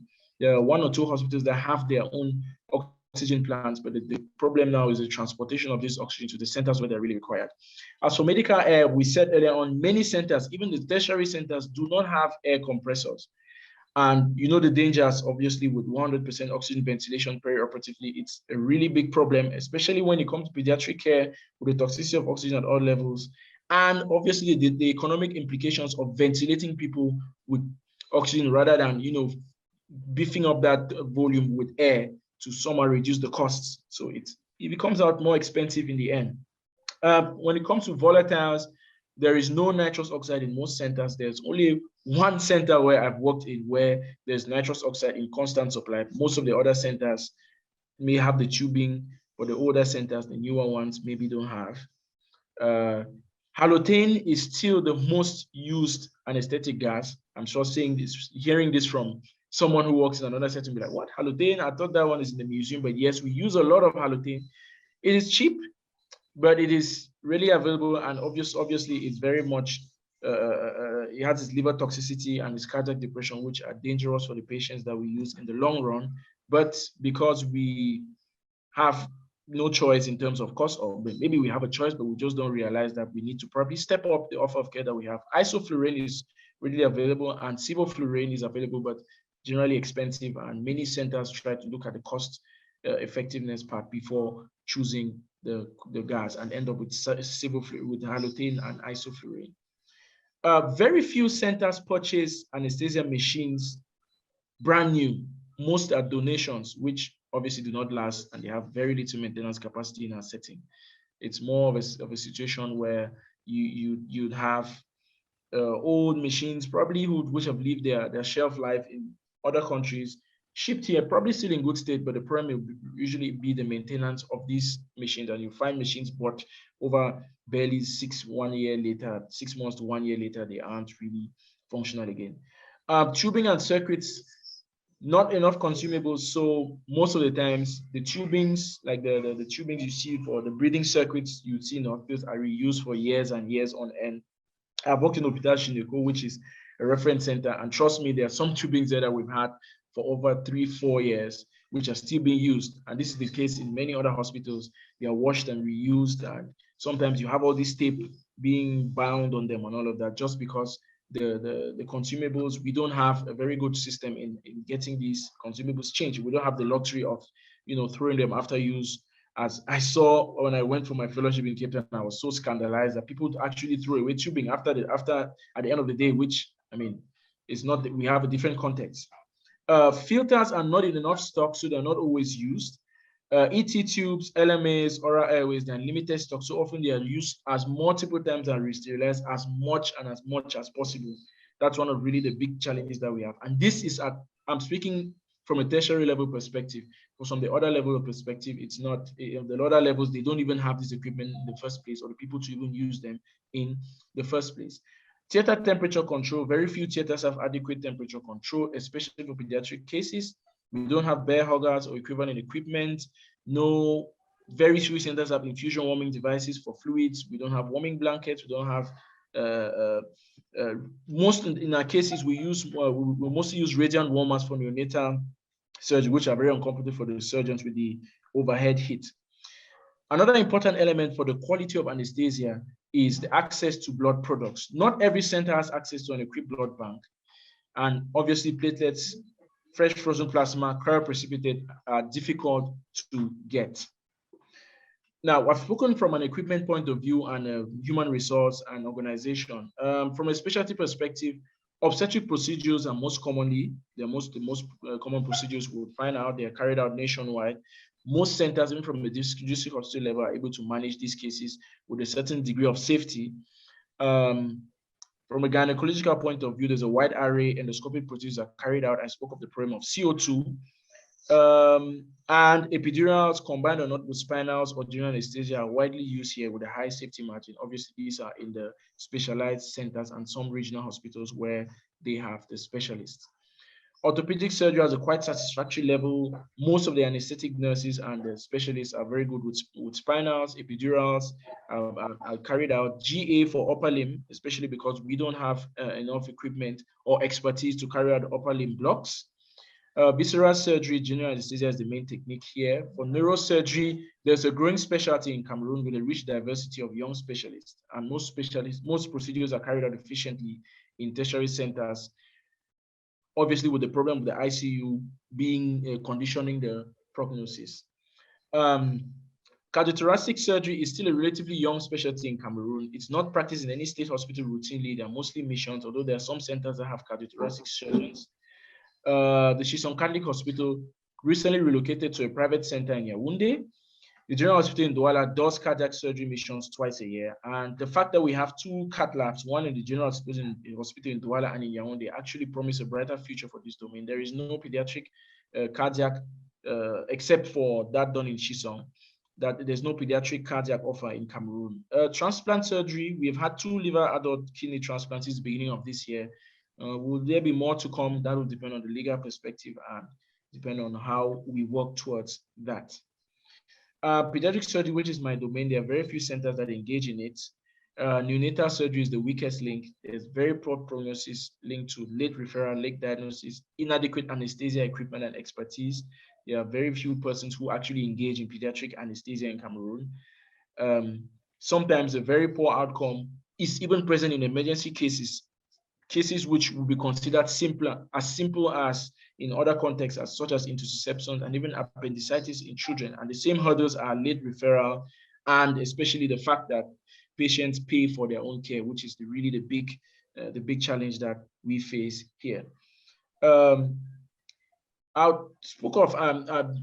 came to speak about outreach programs because I think, as Dr. Tim said, he works with ASCOVIM, and there are many other associations that do that. There's this group of people who go out to do outreach care for patients in the areas when the needs are not met. You can imagine people in the areas covered by district hospitals, they don't have access to specialists.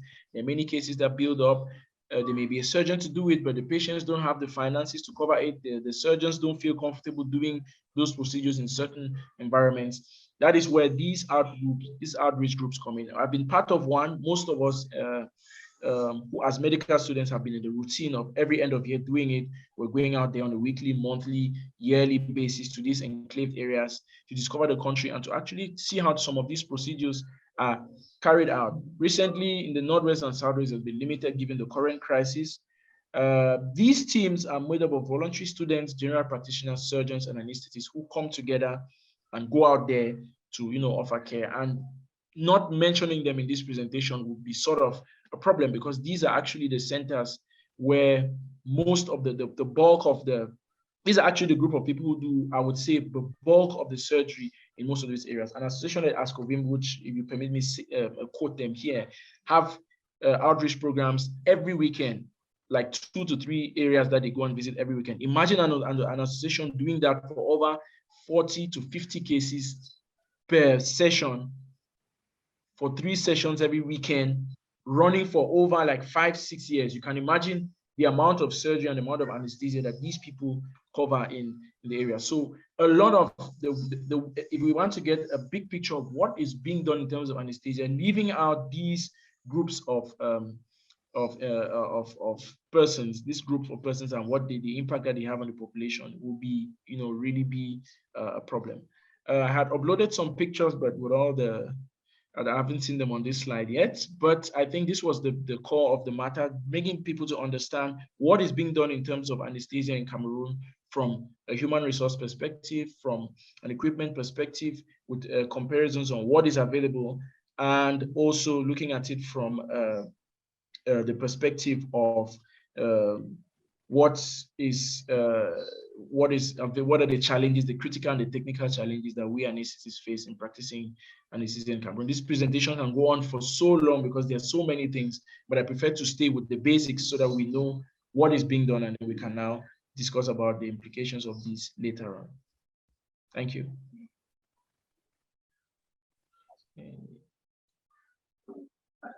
Wow. Thank you so much, Dr. Ndikontar. Thank you very much. Sorry, let me put my camera. So thank you again for this great presentation and all the insight and your thoughts you shared during the presentation. We have been having questions and comments in the chat coming on and still coming. But on the meantime, I don't know, Brian, do you want to react on the presentation? Do you have some comments or questions? Non, merci beaucoup, Christelle. Je pense que ça a été une présentation très, très exhaustive. Il a couvert beaucoup, he covered a lot of areas and we do see that there is greatly a need for more and more the realities of what the practice of anesthesia is in Cameroon, and the need for more and more anesthesists. So I really wanted to thank Dr. Raymond. I was not surprised that he did this really, really brilliant presentation today. So yeah, I think we can open it up now. Maybe we'll allow Raymond to maybe take a drink of water, and then we'll open it up for questions. And if people have questions, you can raise your hand and then we're going to call you, or you could also input your questions in the chat, and then we'll try to follow up from there as well. Yeah, great, I agree. So, en attendant que Dr. Raymond prenne un verre d'eau, peut-être qu'on prend la température dans la salle. Et je vais me permettre d'appeler des noms au hasard sur mon écran pour savoir qu'est-ce qu'ils pensent de la présentation et est-ce qu'ils ont des commentaires à apporter. Je vais comme ça appeler Aimé Wilfried Beasso.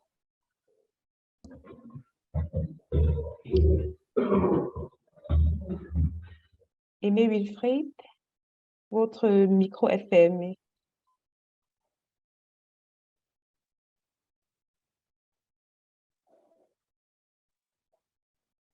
OK.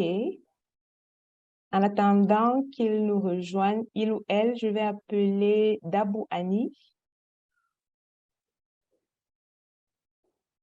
Annie?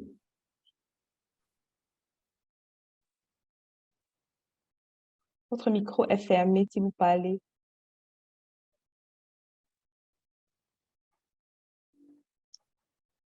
OK.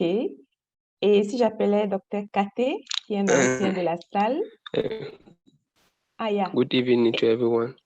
Hello. Please, can you present yourself? Tell us where you are dialing from, and then how do you feel about today's presentation? Okay, thank you, madam. Thank you for the opportunity given to me to respond to this. Good.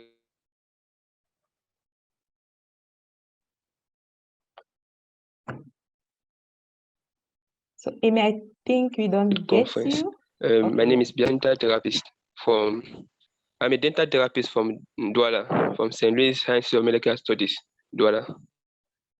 Okay, great. Thank you for joining us today. How do you feel about this presentation?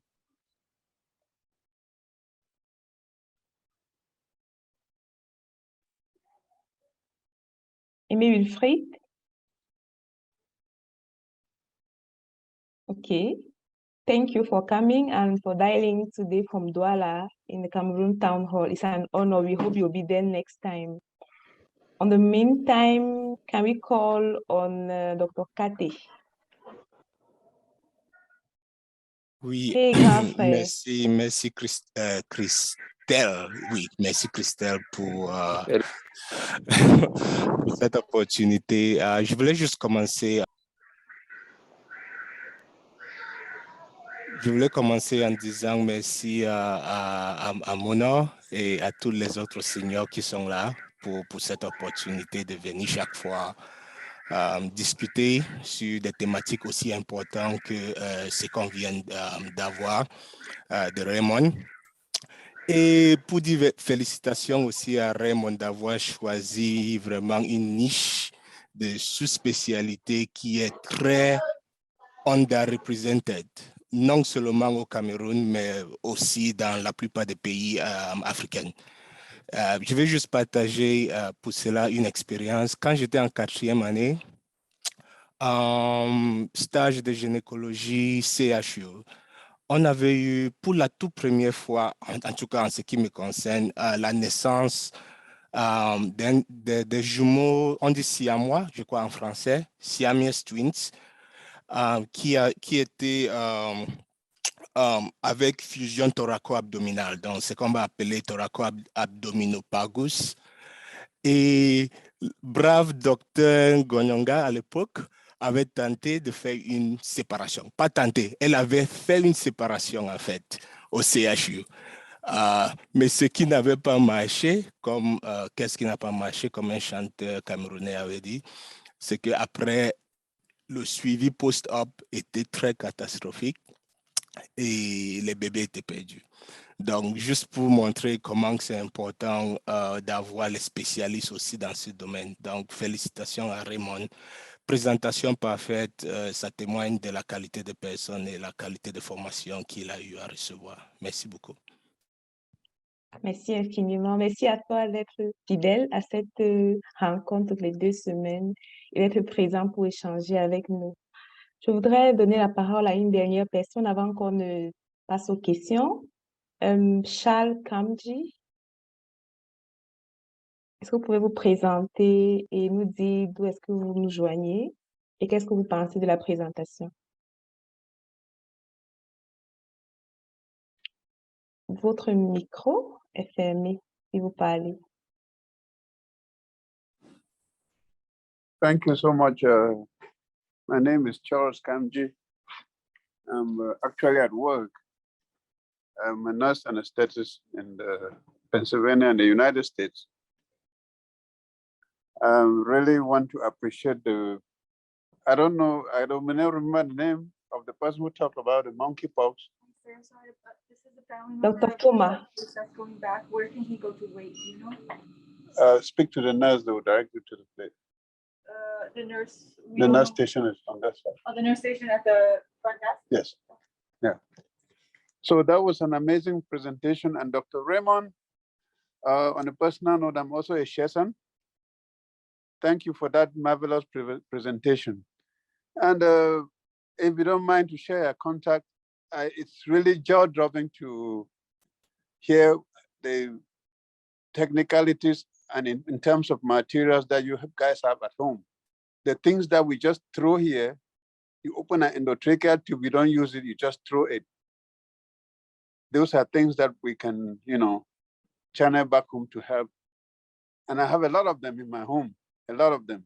But because of the problem in Northwest and Southwest, there's no way for some of those things to get home. But I just keep storing them. Even my place, once there's an expiration date, they say, Charles, you take it home? I say, yes. Expiration date is just a way for people here to make money. For us, we don't know that. So I top my hat to you guys for what you do for the limited means that you guys have. Thank you so much. But I don't know how to get your contacts, but it's something that we can work together. Thank you so much. Yeah, thank you, Mr. Charles, for joining. So in the chat, we have I have put the link on social media with Dr. Ndikontar to get in contact with him, but can also share his email address subsequently to discuss with him furthermore. So without wasting time, Brian, or as I see the hand of the chairman on, so please go ahead. You have some questions while we are compiling others from the chat. Okay. Wow. Thank you very much. And I think Brian is going to coordinate this. I don't know if I was the first to speak. I had some questions to ask Dr. Raymond. My first question is really, how did the COVID pandemic, did it have any influence on the practice of anesthesia in Cameroon? Because I know it led to wide use of oxygen in several hospitals, and the Clinton Foundation and also the Gates Foundation with WHO were involved in trying to get oxygen plants built in Cameroon. I don't know if that has affected the practice overall based on these investments that took place. Then my second really worry is that what's the capacity of our regional hospitals in order to get to intubate patients during anesthesia? I'm talking because I worked in the regional hospital in Bamenda, and during the COVID period, I also did some kind of mentorship there, but there was really a problem with capacity. There was a nurse anesthesiologist who was there, who is very good, but are we capable of doing intubations at the level of regional hospitals, or it varies based on the capacity of those who are working there? And then getting to blood products, how accessible are blood products even at the level of a regional hospital? Is there any drive or any policy in place in order for us to be able to get other blood products rather than whole blood? I know whole blood is very popular in Cameroon, that's what they use, and dividing this blood to different blood products in order for us to get like just a platelet concentrates. What are your experiences if you guys are practicing? How do you guys deal with situations like this? I'll keep it short, then I'll have other questions.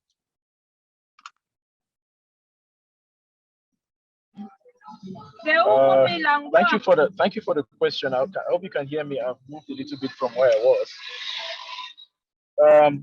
So I think the first question was on I'll start from the last one.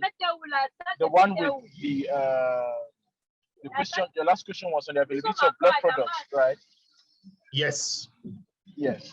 So the big issue of blood products, it's a big issue because initially at about 4 or 5 years ago, there was the creation of the National Blood Transfusion Task Force or Board. And the aim of this was to make sure that we make available the different blood products all around the world. So all around the country, sorry. So the main difficulty was this organization this task force didn't work up to as expected, and recently it has been upgraded to the level of a national blood transfusion. I would say it's been retasked anyway. But even I don't think at the regional level it's possible to get the different blood products because of the lack of the availability of the centrifuging systems, and to be able to separate your fresh frozen plasma, your platelets, and your cryo, all of that available for the patients. The other big thing that we have in Cameroon generally, even in the big cities, is we have these machines, but sometimes there's the shortage in the availability of people that like blood donations. There are very, very few people who donate blood, and the only time you see people donating blood is when they come for their own patients. So that's one of the major challenges that we have for blood management. Coming to COVID and the impact of COVID on the practice of anesthesia, it was really very difficult for us because at some point, we're really in a situation where we're struggling with equipment, we're struggling with managing daily cases. Like we have patients who have to go and buy their own equipment, and sometimes the pharmacies are not available. They have to go around town to get things as basic, sometimes as your spinal needles, even sometimes the ET tubes. The patients have to get them themselves. So you can imagine a situation where you have COVID that hits, and you have to start managing people with airway emergencies, and at the same time you have to start managing taking the little resources you have to struggle and get the daily cases done. And with COVID and all of that, supply of airway equipment became a big problem all around the world. So the supply, what we usually get from outside in terms of airway management, tubes, and all of those kind of things, became a big issue for managing even the basic cases and the complicated ones. So it was really very, very, a really very strong, difficult period for us as well. And you can imagine now when we had patients who had COVID and who had to go through basic or emergency procedures, that's where the situation became even more difficult. So in that light, I think it was really very challenging at that time. And I didn't get the second question. Yeah, the last question was concerning the plans that were supposed to be built as a result of COVID. I think you had Dr. Yahuba was here with us during that period, and the government had a plan to build some oxygen plants. So I don't know exactly if this COVID pandemic came with a blessing and there is availability of oxygen in most hospitals. I don't know if these plans came to fruition or are they being programmed to be done in the near future. Well, as someone who's on the field, I would say that we are still waiting to have a real impact of these decisions, because we still have the usual complaints. Like you have patients referred 1, 2, 3 centers, and they are told there's no oxygen, we have oxygen shortage, and all of that. It's a common thing, even in Yaoundé where we practice, and it's a pity, but we're still waiting. A lot has been said about the availability of oxygen. I think we've seen a lot on TV, a lot of partnerships between people. There have actually been sessions, training sessions, even organized on how to get hospitals get their own oxygen plants. But so far, I don't think the impact is being felt yet the way we would expect it to have been felt by now. Okay, yeah. So I have other questions, but I want to monopolize this because I know before leaving Cameroon, there was a time where a series of doctors who were anesthesists were taken out, anesthesiologists, and trained on cardiac anesthesia in France. I don't know if all of them left and never came back like some of us did also, but I just want to know, charity begins at home by calling yourself out. So I want to know if they came back or they didn't even come back, or they left and they're all in France. Is that what we're having, more of training qualified staff and never having to use them? So what do you think? I know all of us know there are several other problems going on. Did these guys come back and they are not being able to have the required material to work, or they didn't come back at all? So to answer this question, I would say if they are on their way back, then they haven't arrived yet. We're still waiting for them here. But I won't blame most of them for not returning, because the basis under which these exchange programs are made, I think they weren't well. There wasn't a plan for the reinsertion of these people. Imagine working in a different setting where you have a public health system whereby people, there's a contribution that is universal health insurance, which makes it easy for equipment to be used. And we have people who work in that context with the ease with which it comes, and then they are not prepared for a return back to their home system where they started off. It makes things even a bit more complicated. So I think it's going to take a whole revision of the program of how people are sent out to train, and what is the plan, are they prepared enough to come back and impact change in their different countries? I think that's the question we should be answering, rather than hoping that people who go out there and who have this amazing training come back to a setting where they may not be able to help anyone at all. OK. Merci. Brian? Ouais, vas-y.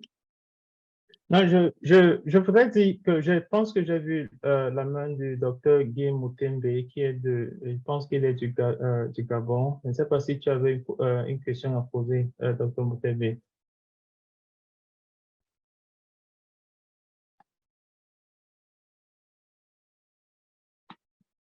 Docteur Moutembe, tu nous entends?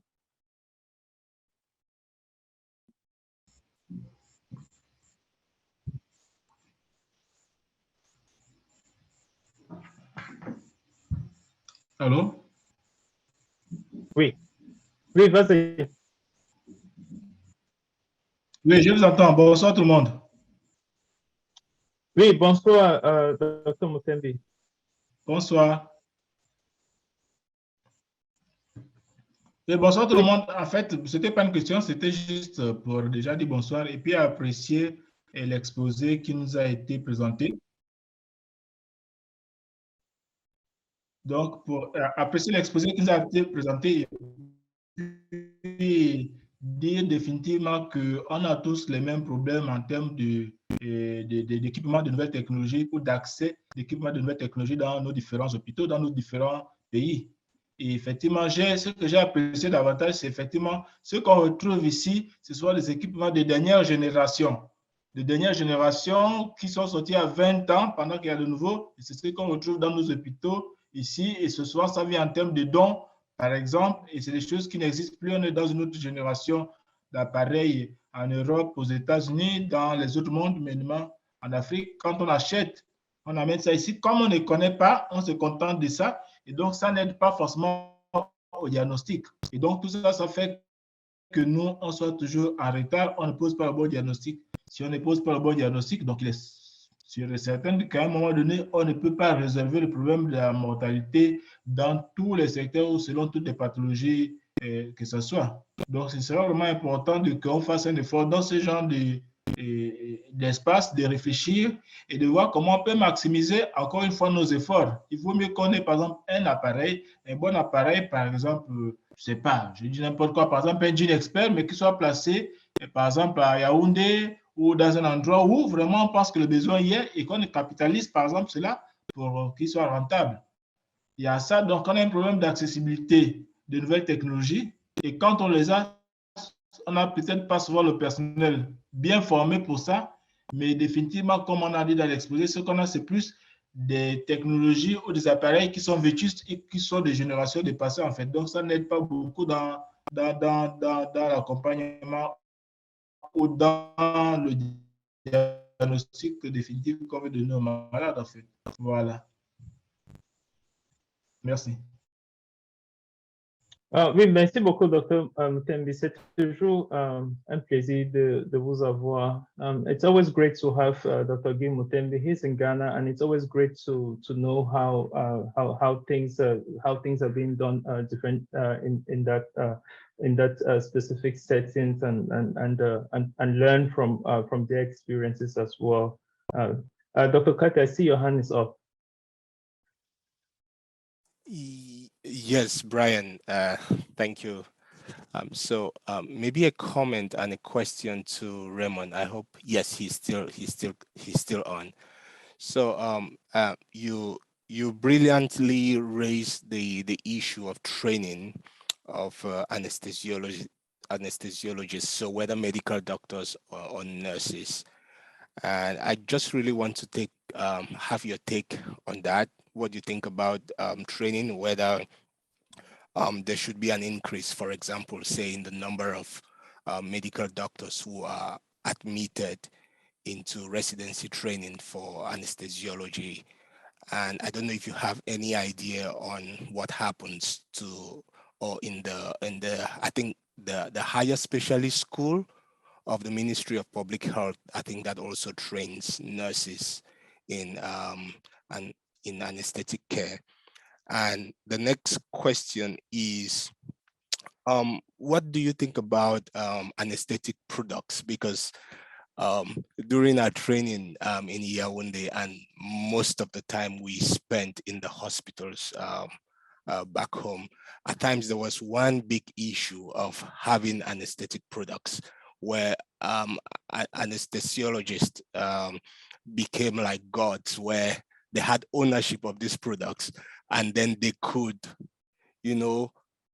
task, particular prices to surgeons and to patients in order for them to use these anesthetic products. Yeah, Raymond. Yeah, thanks, Kate. I was waiting for that second question to come up. It's a very, very typical word that runs around and all of that, the way anesthetic medications are managed. But I think it's a big problem of the organization of the system when it comes to getting the access to medications. And the problem we have is, so long as the patient is the sole person responsible for obtaining excuse me, obtaining their medication and their drugs for whatever procedures that they're going to carry out, it is going to always be a problem, and they're always going to be vulnerable. I had the chance to work in a system where the access to drugs and medications were not the responsibility of the patient. That is, when you come to the hospital, your sole responsibility as a patient, even if you're paying for care, is just to have your bills paid and just to be in a state where you're ready to be treated upon. Not being the one who has to undergo a cesarean section, as we see in most of our hospitals. A woman who comes herself, she has to undergo an emergency cesarean section or an elective cesarean section, and 2 to 3 days to the procedure, she is the one walking around looking for the medication. She's vulnerable at that point to buy a spinal needle at whatever price you're ready to offer to her, which obviously is not the right way to go about it. So I think the main problem should be a rethink of how our drugs, our medication system is managed, and more of centralizing these things so that patients actually follow the system which is used in most of the confessional institutions, like when you're the Baptist, the Presbyterian hospitals. You don't go around buying medications. You come in, you're received, and you're managed, and after that you pay a bill, and you have no contact whatsoever with whoever is managing the equipment. That's the first thing concerning medications. Your first point too was the point you made about the training system, and currently a lot of work is being done to get people to be trained, to get more and more people trained in anesthesia. But I think the other thing that needs to be done, it's a good thing to say we're going to train 10, 15 specialists, 20 specialists a year. The other question you should ask is, what are the infrastructures in which these specialists are going to be trained? We need to invest in it. We need to make anesthesia a priority, because I say this, many people may hear me saying this from the point of view of an anesthetist, but I think there are so many specialties, especially in Cameroon, that whose existence depend on how comfortable anesthetists are. Take a practical example. The anesthetist covers the intensive care unit, because in Cameroon it's a joint training with intensive care medicine and anesthesia. Anesthetist covers emergency procedures. The anesthetist is there for difficult IV access, so covers also the pediatric ward. The anesthetist covers general surgery, obstetrics, gynae, neurosurgery, and all the other specialties we've mentioned. So I think making it a priority in terms of getting the proper equipment and getting the centers equipped with what the anesthetists need is one of the things that will not only enable those who are trained locally to be more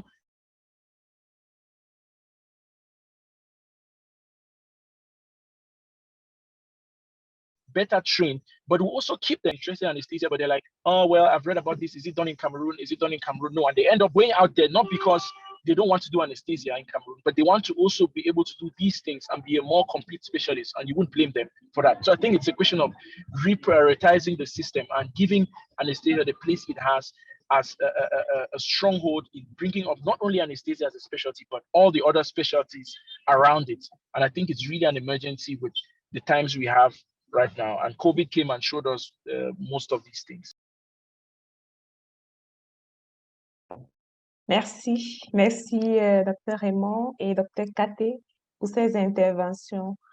Dans la même logique que par rapport au matériel pour l'anesthésie, nous avons eu dans le chat des commentaires et des questions. Je voudrais appeler Martel Juvet. Martel Juvet, vous êtes encore là? Si vous parlez, votre micro est éteint. Oh, yes. Est-ce que vous m'entendez? Oui, je vous entends bien. Allez-y. Oui, Vous ma vous question. présenter? Oui, moi c'est Désolée. Martel Juvet-Chacho. L'un de mes domaines, je suis un peu passionné de la recherche. Je suis chercheur volontaire à AFRA, African Heart Rim Association. Donc, je suis basé à Cape Town, en Afrique du Sud. Donc, je ne voudrais pas trop prendre du temps dans ce domaine. Ce qui m'intéresse, c'est la question de supply chain dans les équipements nécessaires en matière de santé au Cameroun et combien de fois le standard des hôpitaux sont évalués au Cameroun. C'est un peu les deux questions que j'ai posées. C'est un peu là, c'est parce que c'est là-bas le point essentiel. À partir de là, nous pouvons voir comment amorcer une piste de solution. Donc, c'est un peu... C'est là la chose la plus pertinente. Et je tire un chapeau aux présentateurs et tous ceux qui sont dans le panel pour ce projet pour pouvoir améliorer la situation sanitaire dans nos pays. Alors, merci. Merci à vous. Merci de nous joindre ce soir et on espère vous revoir aux prochaines éditions. Dr. Raymond, yeah, you have the floor. Please go ahead. Yes, that's a very interesting and a very tricky question. Interesting because I think that's where the core of the problem is when it comes to the problems we have with the supply of equipment in our hospitals, because who speaks of shortage of medications and difficult access should obviously think about supply chain. But unfortunately, I'm no specialist in that domain, and there are people who do that for a living. I can't speak in their place yet. Cameroon has a well-known and a well-defined drug provision authority, which decides on what is imported and what is distributed in our hospitals. And I'm speaking this way from the point of view of the public service of public hospitals, because that is what is responsible for the majority of care in the country. I think the other institutions are more of on a personal basis. They handle their own supplies, but for the public, it's more of a centralized authority that handles that, and they'll be better placed to explain how this happens. As for hospital evaluation, I'm not in a hospital management either. I wish I were. Maybe my voice would carry more of a bigger volume, but not yet. I'm just a technician, so I can't give you more information on that aspect. But I think those are questions that would, if answered, would open up the understanding to the current situation.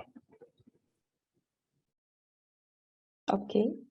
Thank you, Dr. Raymond, for answering this, for your answer to this. So we'll move from the instrument availability to the procedures and the molecules used. And then I'll be alternating from the chat and the hands that are on. So we had from Serge Judah.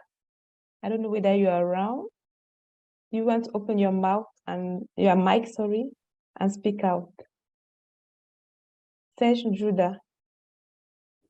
Yes, you are muted. Can you open your mic?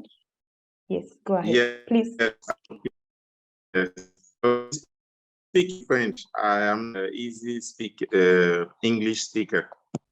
Okay, so please present yourself and then Okay. Go ahead with your question. Ok, bonsoir à tout le monde. Je suis Serge Djouga, je suis médecin anesthésiste cadet de Dr Ndikontar, que je connais très bien. C'est moi qui ai posté le commentaire What's a CV. C'est quelqu'un qui est à l'image de son CV, un anesthésiste très compétent, avec beaucoup d'aptitude à la recherche, beaucoup de qualité clinique. Et il nous a enseigné beaucoup de choses pendant notre cursus. Bon, je vais aller directement à la présentation qui est vraiment une bonne vision de la situation en anesthésie chez nous, au Cameroun. Bon, j'ai posté la plupart de mes questions, je les ai mis sur le chat, mais je vais les réitérer parce qu'on a eu un problème au Cameroun. Moi, actuellement, je suis au Niger. Voilà, je suis en mission avec Médecins sans frontières. C'est vraiment un contexte là où il y a un vrai problème RH pour les anesthésistes. Il n'y en a pratiquement pas. Au Cameroun, on a 70 médecins anesthésistes. Eux, ils ont ouvert le cycle et je pense qu'ils sont à la 2e ou 3e année de formation avec un besoin qui est très grand. Donc, voilà. Donc, je pense que peut-être nos anesthésistes, ils restent dans les grandes villes parce qu'effectivement, il y a des structures, mais je pense que si vraiment il y avait cette répartition équitable des anesthésistes, le peu qu'on a, c'est vrai qu'on en a besoin, mais le peu, s'ils avaient vraiment une répartition équitable sur tout le territoire, je pense qu'il y a beaucoup de malades qui ne seraient pas référés vers les capitales. Et je pense que l'État aussi devrait mettre des structures. J'avais aussi une question par rapport à la pratique de l'anesthésie en situation à moyens limités. Par exemple, j'ai vu le slide là où il parlait du CMA, là où on n'a pas parfois les moyens de ventilation, on n'a pas parfois des sources d'oxygène, parfois il n'y a même pas d'autonomie d'énergie. Bon, moi, la question que j'avais posée à Dr Ndikontar, je ne sais pas s'il a répondu quand je n'étais pas connecté parce que j'ai eu un trou de connexion. Est-ce qu'il pense que dans ce genre de circonstances où il n'y a pas de médecin anesthésiste, parfois l'infirmier anesthésiste n'a pas toutes les capacités ou parfois c'est des techniciens? Parce qu'il faut reconnaître aussi qu'au Cameroun, il y a beaucoup de gens qui n'ont pas le diplôme en anesthésie, mais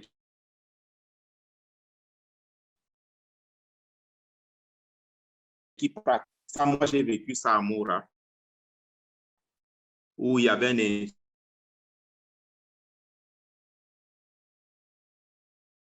qui présente un peu plus de complications. C'est la question que j'avais pour Dr Ndikontar.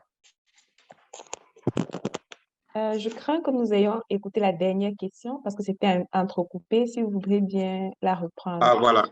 Oui, j'ai un problème de connexion aussi. Je disais, la dernière question, c'est les situations à moyens limités où parfois on a peut-être des nurses anesthésistes qui n'ont pas toutes les compétences.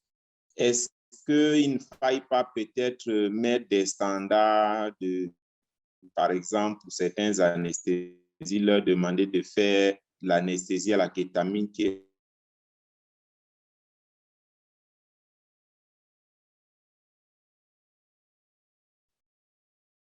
facilement manipulable plutôt que...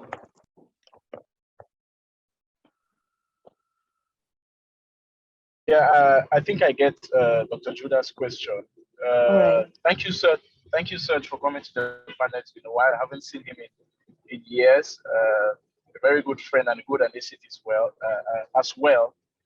Yeah, I think the second question when he mentioned what should we allow in areas where there's limited settings. I think that is exact. I think he gave the solution is setting standards for limited resource settings. And that is, I think that is the beauty of practicing anesthesia today as a specialist in your own country where the resources are limited, because the anesthesia practiced and read in textbooks cannot be the same anesthesia in the setting as ours. We're in a setting where there's very few equipment. I refuse to use the term limited resource. I prefer to use the term resource shy or resource constrained, in the sense that the resources are there, but they're not equitably distributed and there's no proper planning around them. But I think the solution to that is setting the standards for us, which is one of the journeys that I'm really embarking on. I'm sure you heard the conversation with the chat Dr. Tim had when he had the chance to speak. We need to devise solutions for ourselves here. And we need to stop thinking that everything that is written in every textbook everywhere is supposed to be the standard of care. It's the standard of care for them and their context. We need to have our own standard of care. So I'll be very happy to advocate for anesthesia for ketamine in a low resource, in a resource limit, in a low resource constraint setting. If I find out that that is going to help me save more lives, rather than focusing on the fact that no, for every abdominal surgery you need to intubate. But is it possible to intubate in all the settings that we have around? Maybe not. So I think that is one of the one of the ways that that's the way forward we're looking at. And obviously, Dr. Judah took it out of my mouth. The poor distribution is probably because of the way most of the centers are poorly distributed, but also, and it's a very big point which I didn't want to mention in this presentation, but which everyone knows is the truth. The paycheck available for anesthetists in sub-Saharan Africa is one of the reasons why many of these people, the paycheck in sub-Saharan Africa is one of the reasons why most of our anesthetists don't stay here or don't go to the peripheral areas, because they find that they can get better paid elsewhere. And of course, you won't blame them for thinking in that light. Thank you. Indeed, you know, it actually that's one of the great challenges of practicing such a nice field and saving life, but in difficult situations, especially in our context. So I'll call on Leona Ngaka to ask his or her question. Please present yourself and go ahead. Yeah. All right, thank you very much, Christelle, for giving me the floor. I presented myself earlier. I'm Dr. Leonard Ngarka, a neurologist. Thank you once again, Dr. Thank you, Raymond, for your presentation. I wish to ask,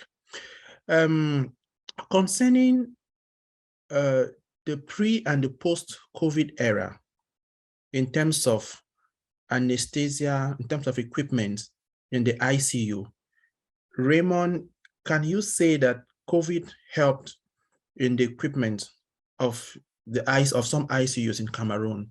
And are those equipment still functional? I say this because just 1 or 2 years before COVID, in one of our hospitals, I remember a patient was hospitalized there. In the ICU, they didn't even have a blood pressure machine.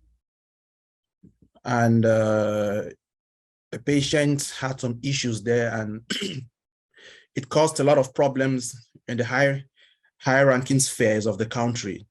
But just during the COVID period, I know that the government, through some funds, did acquire some equipment and furnish some of our ICUs.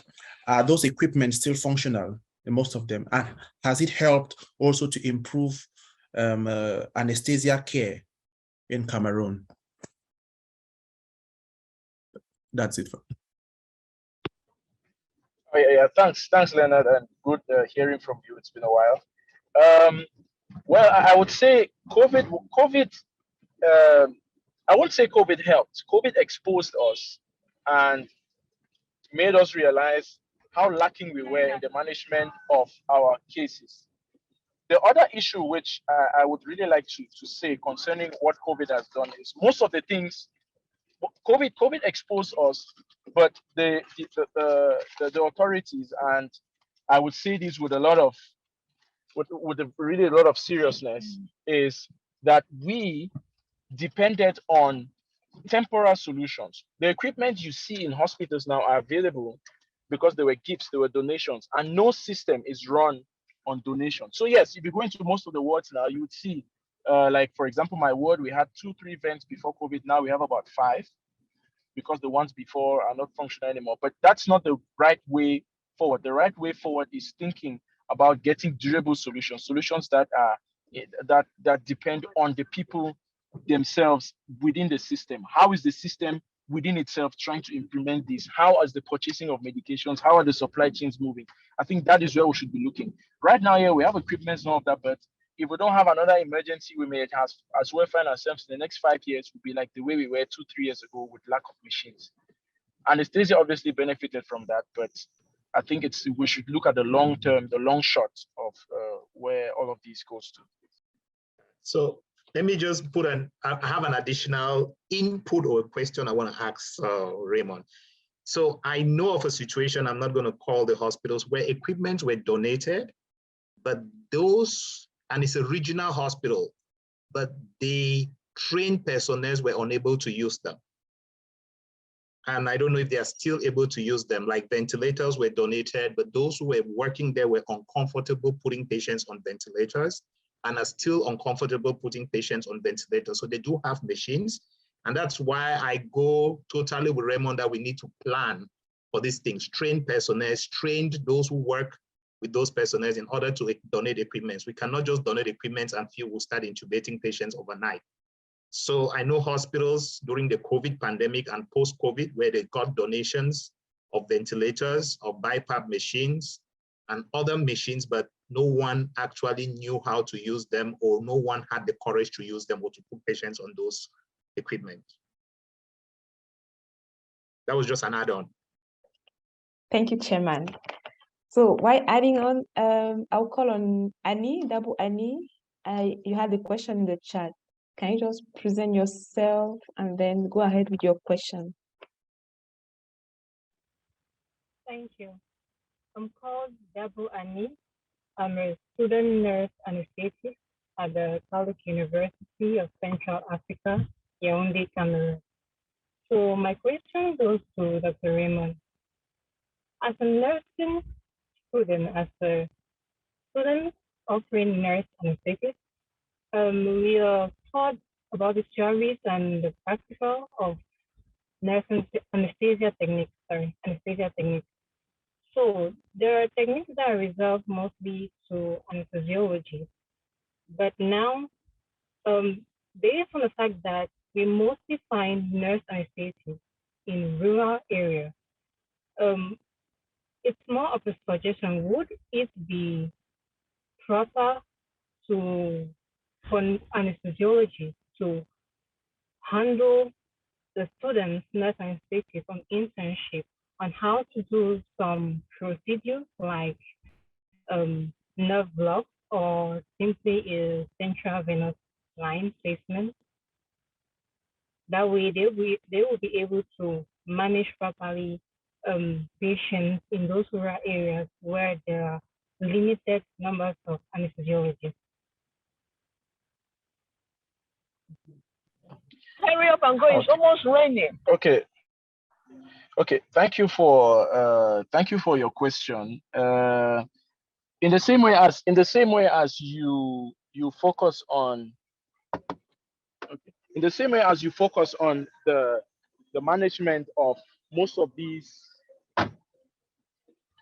cases by being kept to specialists, I think another thing you need to understand is it's kept to specialists because every procedure as this one has its complications. And if everyone is allowed to carry out the procedure, even with the basic level of expertise, you may find yourself in a situation where you have someone who's managing a case and may not know the appropriate level of caution to take and what to do in case of a complication. And that's why I still stand by the fact that certain procedures should still be done by specialists. It's true that we have that need of managing cases appropriately, but we shouldn't also forget that these procedures, central lines, nerve blocks, are procedures that have a lot of complications with them, and we should be very careful about how they are carried out and who carries them out. It's true we need people to do them, but we need to also be careful about how we go about the training. So I wouldn't change that for now. Okay, thank you. Yeah, thank you. Dr. Tim, please let me ask Mr. Bowie to ask his question, and then I come back to you as he had a question in the chat, and we early thought you had the floor earlier. So maybe Raphael Bowie can ask his question, and then I come back to you next. Thank you.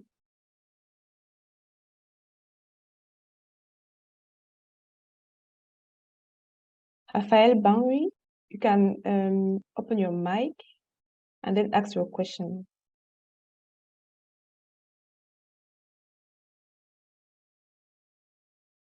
You're still muted. if you're speaking. Okay, Dr. Tim, you have the floor. Please go ahead. Thank you, Christelle. I think the importance of having an anesthesiologist is cannot be overemphasized. Like the fallout of having adequate numbers to the whole health system is enormous. We sometimes think anesthesiologists are just for surgeons, and that's very wrong. We know their importance, as Dr. Raymond said, as intensivists, the importance as this kind of medicine carrefour, as we call them. Sometimes every other specialty sometimes needs their input into what they do, and when you have critically ill patients, pain management and all whatnot. So I think having them in their numbers is very important. The other thing I think we are talking about it, we have been mentioning the problems we have and all of it. There are things that are working in Cameroon that are not working elsewhere. And having had the opportunity to move to other countries in West Africa, Liberia, Gambia, Sierra Leone, where I actually saw the challenges in trying to build an anesthesiologist workforce there and participating in some of those trainings. We find that Cameroon already has a nurse anesthetist system that works. Like there's no conflict between, or very little conflict between the doctors and the nurse anesthesiologists that we have. There may be conflict sometimes about money, but I think that's something else. But actually working together and seeing them, working with them every day and seeing what they do and how they collaborate and working, it's like Cameroon is unique. In the UK, you have nurse anesthesiologists, but it also poses a problem. They are very limited on what they can do.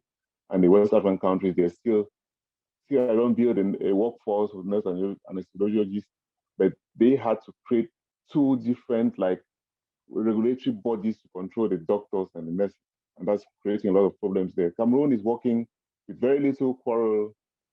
I think this comes because in the way the training goes on, the nurse anesthesiologists who are experienced in these our reference hospitals actually are the people who receive the junior doctors when they're coming for their training.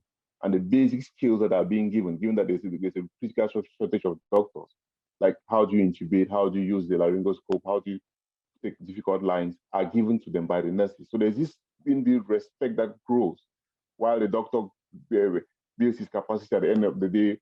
When he becomes this senior consultant, he still has this kind of respect and thinks he has to collaborate more with the nurses because they actually participated in building his capacity. And that's where my question comes in to Raymond. He is a trainer now, and how can we harness this workforce of nurses who are really, some of them are really competent, who are working with you guys every day, to make sure that we can have a better coverage, even of the primary care centers, where we are still talking about essential and emergency surgery, not elective and more complex procedures, just to give the basic to the population. How can we harness this workforce that's continuously building and more training opportunities coming compared to the doctor to actually cover up for the shortages while we are building the medical capacity? Thank you. Thanks, Tim. This is actually a very important question. And as I said, it falls in the chapter perspectives. And if you notice very much, I expected that the perspectives will be discussed here, because in the presentation, there are many things that we had to talk about, but perspectives is where we're heading to. Eventually, how to harness all of these comes by laying hands on everyone we can get when we need them. And this comes through not losing touch of the people in their training. I bet you for those who know most of the anesthetic nurses, the last time they really had formal training in their field was when they finished their 2-year course.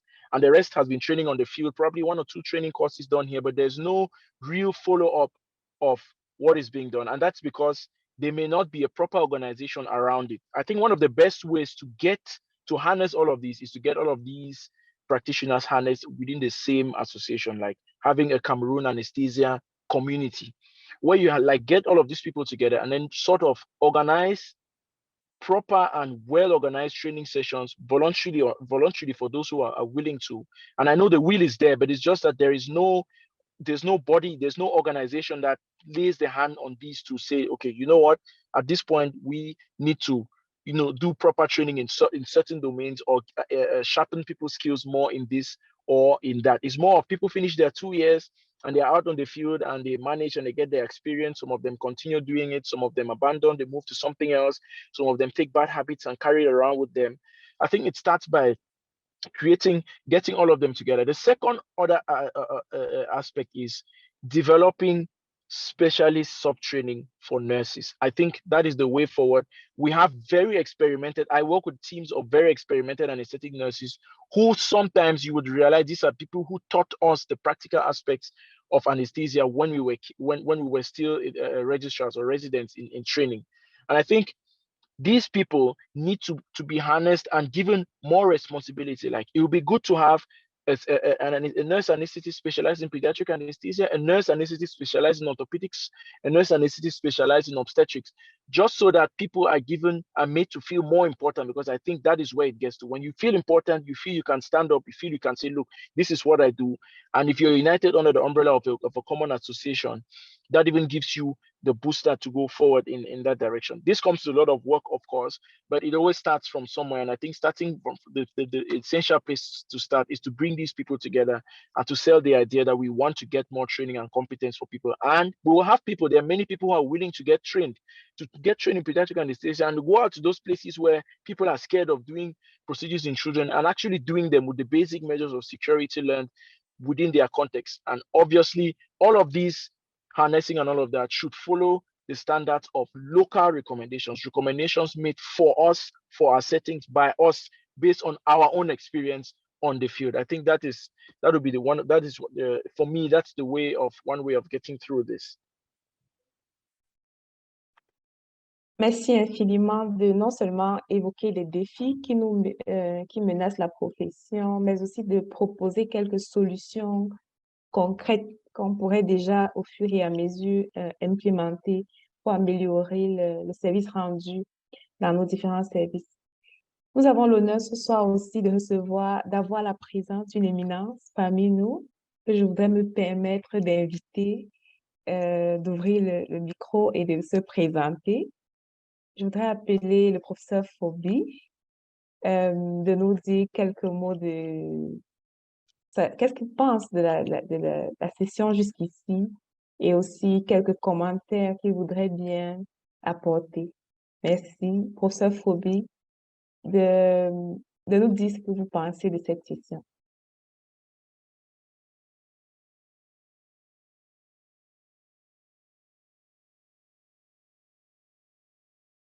Votre micro est fermé si vous êtes en train de parler.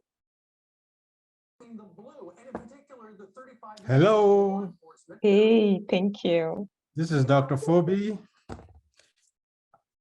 Congratulations again for another excellent presentation. I feel really enlightened. The only time I practiced in Cameroon was in 1973, when I spent 6 months at Ebolawa, EPC, the American Institute there in Ebolawa. And we gave our own anesthesia, mostly regional and spinal anesthesia. Occasionally, we only had one machine, which was very rarely used. I see there's been some progress, but from what Raymond has presented, there's a lot we can do. And I can see why, when I was in India, I got a lot of Cameroonians coming to visit India to have surgery, because it seems like just doing simple procedures that might require general anesthesia is limited in Cameroon, not because the surgeons cannot do it, but because you don't have adequate anesthesia. And so the patients are forced to go out of the country. Again, I want to thank Dr. Foma for this town hall. It's a good forum to enlighten some of us here. And this being my second meeting, I'm beginning to think, how can we help the people at home? And there are things we can do to help. But again, we're going to have to ask them where we can best help them. In anesthesia, it looks like it's going to be equipment and personnel. But there are some problems which are just insurmountable. When you get good trained personnel, how do you retain them in Cameroon for minimal salary when they can get 20 times that amount of money out of the country? That's a difficult thing. So again, I don't have answers. I'm very enlightened. The presentation was detailed, concise. And Dr. Foma, I appreciate your update on monkeypox and how it relates to Cameroon. Keep up the good work. Thank you. Many thanks. Many thanks for being there and for always supporting the Cameroon Town Hall. So I will send back the word to the chairman to proceed with further question or comment or to react on what has been said so far.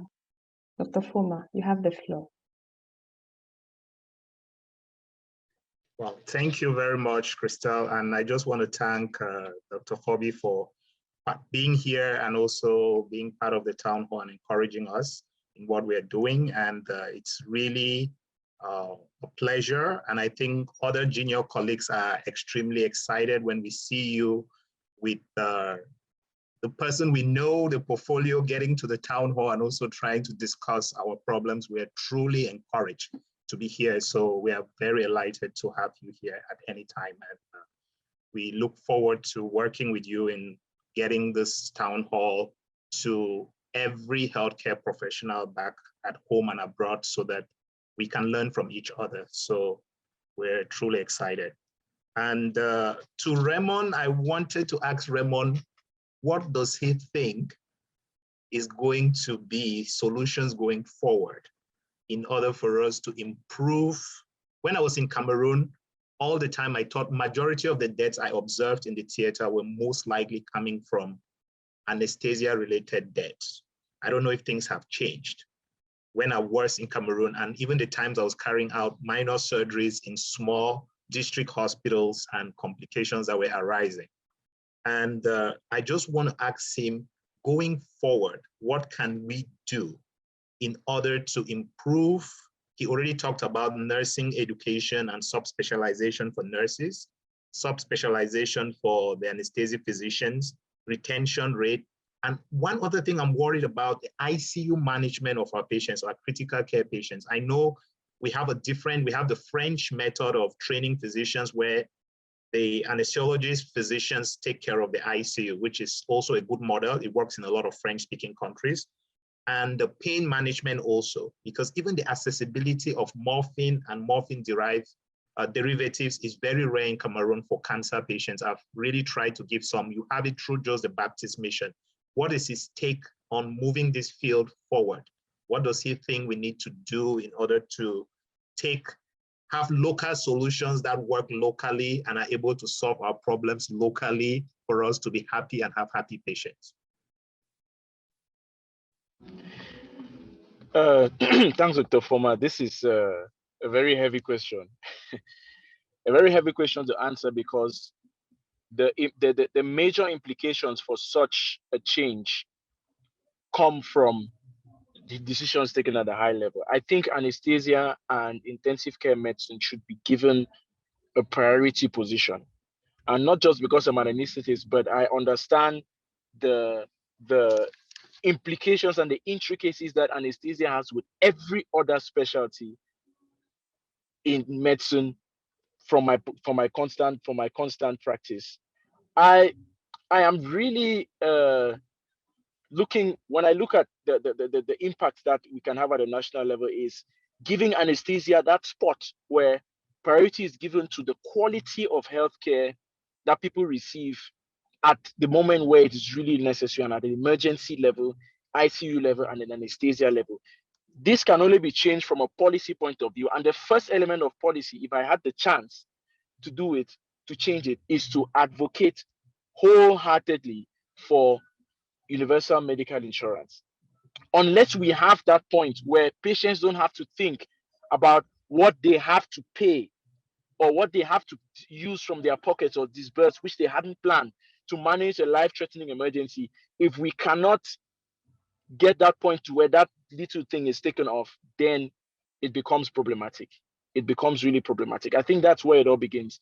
The other thing is, I think I've given a lot of solutions during the presentation. I wouldn't want to draw this too long, but I think another aspect is making students at the medical school get more interested in anesthesiology early enough. Because some of us discovered it through some of our mentors who we had known under different circles and who happened to present to us this beautiful specialty which anesthesia is. I think students still need to have that exposure. That is, normally in our medical school trainings in Cameroon, we have internal medicine, we have surgery, we have gynecology, and we have pediatrics, which are the 4 basic internships that students do. I think anesthesia, intensive care, and emergency medicine should be given a whole posting on its own, so that students get to see that, look, this is important, because there are many people who go through, they're so fascinated by surgery because they saw these things as young students. I think to push that passion, it has to start from the lower levels as well. A first year, second year level student able to say, look, this is an intubation tube, this is an endotracheal tube, this is a laryngoscope. I think it's a big way of pushing things forward so that we who are the practitioners become the advocates, because I'm an anesthesiologist and I'm speaking of this, that people know about it today. Imagine if there are many more people who get exposed to this earlier, the ripple effect will be massive. And that will join with whatever efforts we are putting together to, sort of push us to have better healthcare overall, because I think anesthesia is that core that we can raise to sort of tip the scale forward for healthcare in Cameroon.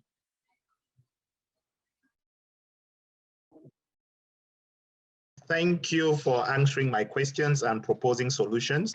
As a student, I will tell you this, one of those who made me shy away from anesthesia is also one of the anesthesists that they made us feel like it was a place reserved for special people. So even rotations, we could not even go into the service.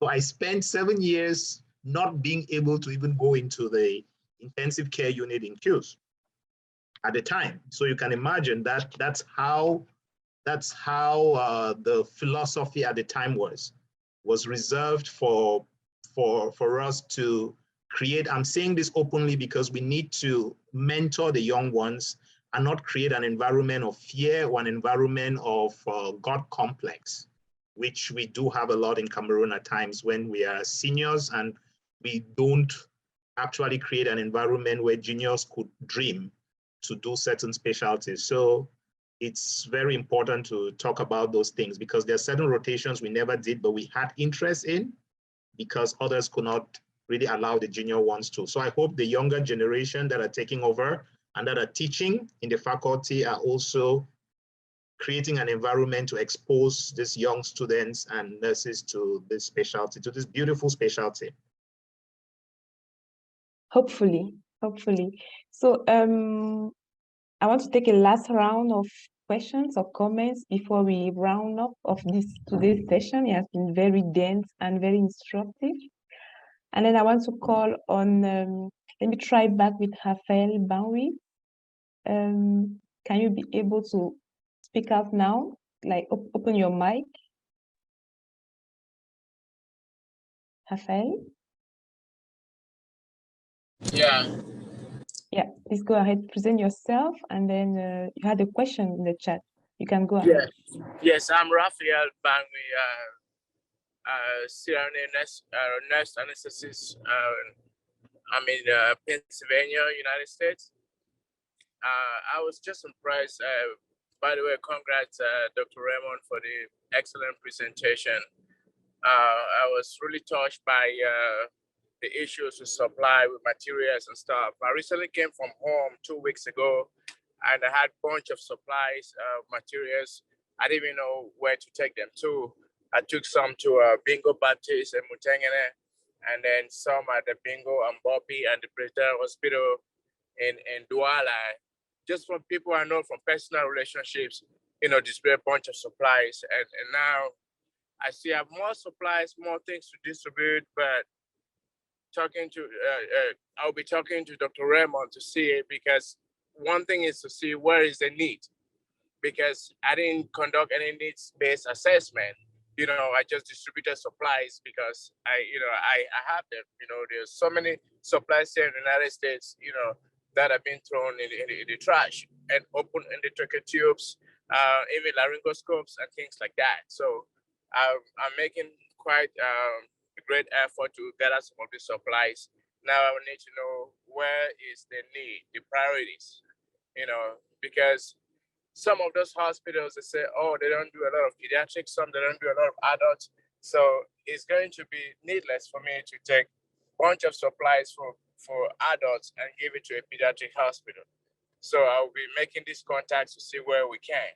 And also, my other comment I made was about the halothane. It's been banned in the United States based on WHO recommendation and many other places because of hepatotoxicity.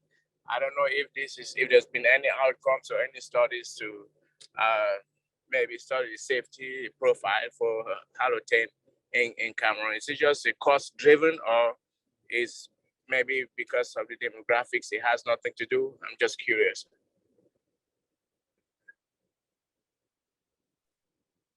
Thank you. So I've just put the Dr. Raymond's email in the chat. It's easy for every one of us to get in contact with him in case we have some supplies or we want to ask for that questions after this presentation. And then I will hand over to Dr. Raymond for the question about the use of halothane. Okay, and one more remark. Dr. Raymond brought a great idea about having an organization that can help with training. I want to suggest that he can start something like that and try to incorporate all the anesthesia groups, especially in the diasporas, that can help with resources, supplies, and even coming to help with training sessions. So if you involve them as a group than individuals, it's going to be more effective, because we have a very strong association here for nurse anesthetists in the United States. I believe other countries, if you can come as a group to be a membership of that organization or the association is trying to form, I think it's going to create a greater impact.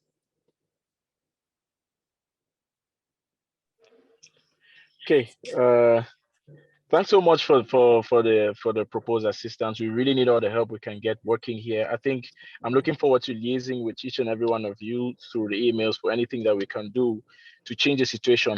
As for halothane, well, all studies know halothane is toxic. The problem is just one of logistics, and I won't get into the other politics related to that, but I'll just say it's a question of logistics and supply chains and all of that. And as I said earlier on, that is not my scope, and I don't wish to step into other people's shoes for that. But thank you very much. And it's really been an honor for me answering all these questions. I'm really very flattered. Thank you. All right. Thank you, sir. You're welcome. Thank you. So please, Dr. Raymond's email address is in the chat, and feel free to connect with him, send him a mail or link with him on social media, especially LinkedIn. Thank you. Yeah, thank you too. I'll call on Dr. Joshua. It seems you have a great mind, another great mind in the town hall today, who don't want to speak. Can you please tell us a word of greeting and then your impression about this session? Dr. Joshua Tambe, you have the floor. Thank you very much, Crystal. Can you hear me? Yes, we do. All right. I'll begin by saying a great thank you to Dr. Raymond Ndikontar. This presentation has actually presented a lot of the challenges that we go through while we practice back home. And I think we just have to continue to hope, at times against hope, that things are going to be better. There are a lot of challenges, and he especially mentioned creating a kind of local guidelines, which I think is going to be very good. It's going to help improve quality. We can use that to determine what works in our context, and then organize around an institution and promote better practice. I think that is one of the biggest problems we have, because once people leave school, there are no regulations. many people now go on and practice based on what they have available. And then they pick up all kinds of habits along the way. And there is no institutional regulation to call people back to order. But I think we really need to start thinking of how to build strong institutions.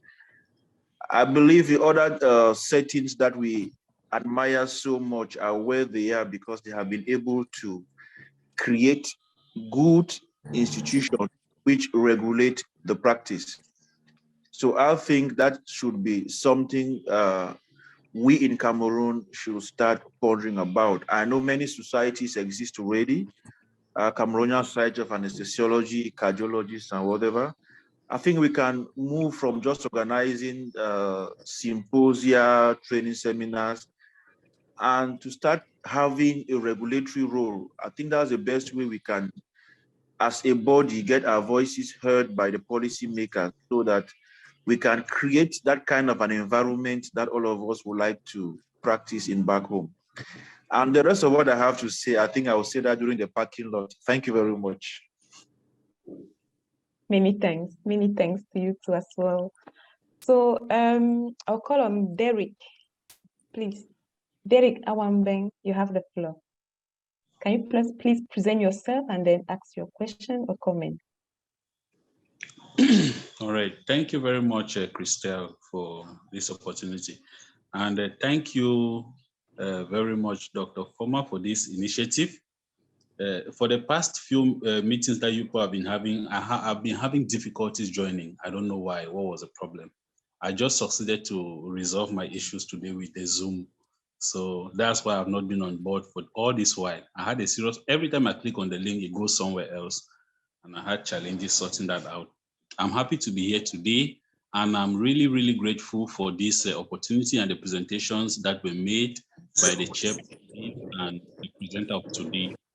I've learned a lot, and seriously, it is just today that I know. I've known Raymond from afar because he was a far senior ahead of me in medical school, and I'm just knowing today that he did anesthesiology, and I'm really, really happy about that.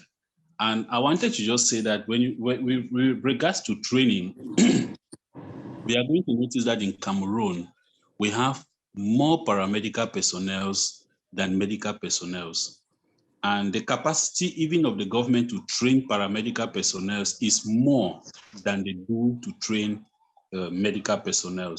I'll give an example that we are going to be training just in the government concours. I think they want to train about 7,500 and something paramedical personnel. But to that number, they are going to be training over 800 medical personnel. That's medical doctors, dentists, and pharmacists inclusive. And now when it comes to anesthesiology, like Doctor mentioned, they are going to be training 4 to 8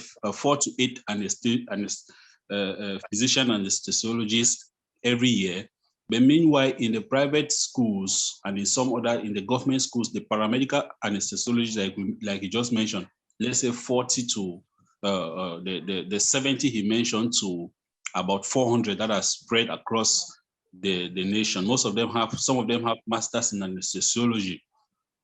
The big challenge that we have is that most of the training or the opportunities that I find is that most of the trainings and the perfectioning of these personnel that we see, we have the opportunities to do while they are in these professional schools. And most of the time, our medical personnel are not willing to come and teach. It may surprise some of us, but they are not willing to come and teach. I'll give an example. I did not present myself. I work in the Umojok as the district medical officer, and I also coordinate the programs for St. Louis Higher Institute in University Institute in Cameroon. I'll give an example from there that the proprietor of the school saw the need long time ago to train radiologists, for example, radiology technicians, to train dental therapists, to train physiotherapists, but he was forced to import all the persons that were used to train these programs from India, because the radiologists that we had in Cameroon at that time, they were not willing to come and teach there. Principally, I'm sure because they were looking at the money that they will make in it compared to what they will make when they are practicing in the hospital, which is very true. So, but because of those kind of, we are thinking now that if for example, the dentists, the specialist dentists that have been trained in, for example, in queues, they come back to plow back in the dental technicians, they are going to be able to transfer a lot of skills to them than allowing it, for example, for senior dental technicians to be training these other ones, as the case may be sometimes, or for us to necessarily import persons from, most of the time from India. There were Indians that were training, for example, in the school in Bamenda until the war broke out before most of them left. We are going to be, they just had the authorization, for example, to train masters in anesthesiologists. I'm sure I'll be talking with Dr. Raymond in the backyard to solicit his assistance in that, so that these personnel that we are talking about, who are the persons that are most readily available all the time in these local settings, can be able to have the skills that we need for safe and better practice, because that is what we actually want for our patients, that every Cameroonian should be able to have the safe and better and best practices wherever they may be. And I think that it will go through if we have, just like we have medical missions, for example, that goes about to do voluntary surgeries, for example, in local communities. We can have medical missions, for example, like the doctor just mentioned with supplies, that they can even organize outreaches like that. They come over for training, for example, just to train, for example, in some subspecialties in anesthesiology, and put some persons through who would later remain behind and be practicing in that domain. During the mastership visit in Cameroon, it was another great opportunity that I saw, because in the Magabi Eye Hospital, which she mentioned, there was an anesthesiologist there from Chile. I remember his nationality, he was from Chile. And then there were 5 students of student nurse anesthesiologists from Catholic University in Yaoundé who actually came there. And during the 1 week that I spent there with them, he was teaching them everything that they in fact, I'm sure those students had a lot of information and practice in that particular setting for the 1 week that they were there than what they even had in their schools. So those kind of opportunities, if you can multiply them in other domains and get more persons to practice, it was not just for those students, because we had our ophthalmologists who were actually giving hands-on experience and training in different forms of operation in that hospital. So those kind of outreaches too, educational outreaches, will also go a long way to help to build the manforce and curb the personnel gap that we have in the country. Thank you very much. Thank you, Derek. Thank you very much. So thank you for your intervention. We have also for our last speaker today, we have the president of the Dr. Aroke, who is the president of ACNA, and I'm sure he wants to give a word of greetings or appreciation, and he likely wants to partner with all the anesthesiologists, and especially Dr. Ndikontar in the town hall. Please, Dr. Edwin, you have the floor. Sure. Thank you, Christelle. I'm sorry, everybody, for jumping in late. I am actually out in conference, so it's just by coincidence that at least the timing worked and I could join you guys. And again, I just want to extend greetings to everybody and my physician colleagues in anesthesia. You know, for us here in ACNA, the Association of Cameroon Nurse Anesthetists in America, the last speaker, what he was talking about, really aligned with some of the work that we are trying to do now in Cameroon, which is really go away from the idea of coming in for a mission trip, doing the work and living, but instead focus on how can we really build, you know, the manpower there. So with that, last year, what we did was we did a Cameroon Conference of Nurse Anesthetists at the University of Boya. And the whole idea was to bring the nurse anesthetists in and start training them on some of the basic things. We had like hands-on training on airway management, essential, you know, cardiovascular management during anesthetics. How do you do a good preoperative assessment? You know, how do you just function as part of a team in the perioperative setting? Some of the things that we take for granted, but we felt like it was essential to start building things from the ground. We also have another conference coming up this year in December again, which this time we're going to again continue building on the airway, because that's an essential skill that every anesthetist has to be proficient in. Right, then we're going to add regional. because one of the lessons we learned from then was a lot of things are done with regional techniques. So we felt like, okay, it's time for us to come in. So we're trying to go back with like ultrasounds, but only emphasize, regional blocks, which they can do without ultrasound. But we want them to be able to visualize things so that if you have a mental picture in your head, it's easier to do some of these things without, even if you can't see it right there. And so we are definitely looking for partners with other groups to see how we can, again, create synergy. So we have some of our SRNs, nurse anesthesia students, who have taken this on for their project. They went back in May, did a similar project on regional, and there are several other schools trying to partner with us. It would be great if we can have some physician colleagues. Personally, I think, especially for the conferences, having, again, a different perspective, because at the end of the day, we all are working towards a common goal. One, anesthesia to be better for the Cameroonian. We want everybody coming to the hospital to go back to their house better and safer, right? So if we can at least create synergy in what we are trying to do, it would go a long way. And I can speak for Agna that we really want to do that. And so again, looking forward to partnerships. I really appreciate the leadership of the Cameroon Town Hall. What you guys are doing is amazing. I've expressed this to, Foma and everybody else in the back. But again, thank you so much. And this was good.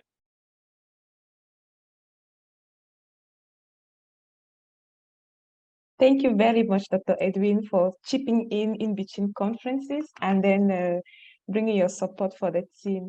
So I hope Dr. Ndikontar don't see him, but I've put in the chat his email address, and then we also have his link to the social media linking, so easily get in partner with him, and then from him, the whole medical doctor working the anesthesiology team, be able to support the coming conferences and what we are planning to do back home. So it has been a great and wonderful presentation today.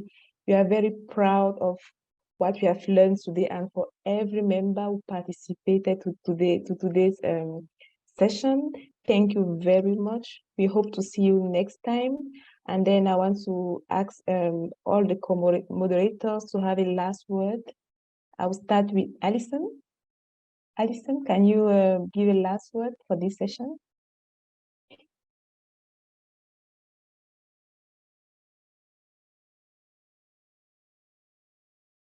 Alison should be busy in between cars and hospital things.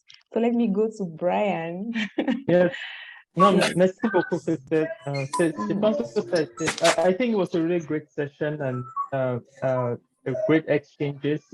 It was really a great honor to have Dr. Raymond. I also think it was a really great pleasure to also have Aroke as well, the president of ACNI. I'm really looking forward to a potential connection between both institutions, both organizations, so that we can work together towards this common goal of improving the practice of anesthesia in Cameroon. And thanks again to everyone for joining, and thanks also to Dr. Mono Foma, who is the chair of the Townhall.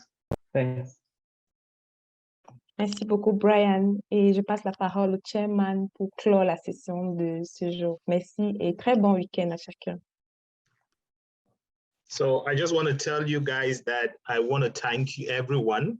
And this whole chairman name is getting overwhelming, please. So the town hall was created for all of us, healthcare professionals, be it laboratory technicians, nurses, public health physicians, public health professionals, those who are subspecialists in, and even engineers in healthcare, please. So it's those who are lovers of Cameroon and who want to bring about change by education and by understanding our system and connecting together. And I would want to say a special thanks to Dr. Edwin Aroke, because he is one of those who we called him to come without even knowing whatever the organization was doing. He showed up. He told us about the practice of anesthesia in the US and how we can adapt it in Cameroon. and their organization have been doing several missions in Cameroon, and truly he can help, especially those who are here who are nurses. I know he is kind of into University of Alabama. He's a program director of a program. I know he doesn't want to say that, and there's a lot he's doing. So you guys should hit up ROK. Nurse anesthesiologist is the most difficult subspecialty in nursing to get into in the US. Those who want to advance their professions, you should try to connect with him. Now, going to the rest of the town hall, I am very delighted that today, as usual, we had more than 60 participants who were engaged live with us, some logged in and others left, but I think almost 100 people logged into the session. It tells you how important this session is. And our speaker, Raymond, is someone I know very passionate about changing this field, very passionate about providing local solutions that are going to help Africa and Cameroon in general. And there is nothing as passionate as getting local solutions for local problems. So we are open to those who want to come in and participate. And I know there are several other people I'm hitting at the background too, who are very, very knowledgeable in their different fields. Tell us what is happening, to tell us how we can propose solutions and how we can collaborate together. So I want to thank the moderators for your time. Those who are running in the airports, one airport to the other, like Brian, and connecting with us, Christelle for being around, Allison for moving between. So everyone who is here, and Elvis who is not able to make it here today. And also to really thank you guys for your time and your commitment to the town hall. So those who, we have about 30 minutes of parking lot discussion. For those who are political and they don't want their political views to be shared, you can stay back and talk about it. So Christelle, thank you. And I'm going to go offline.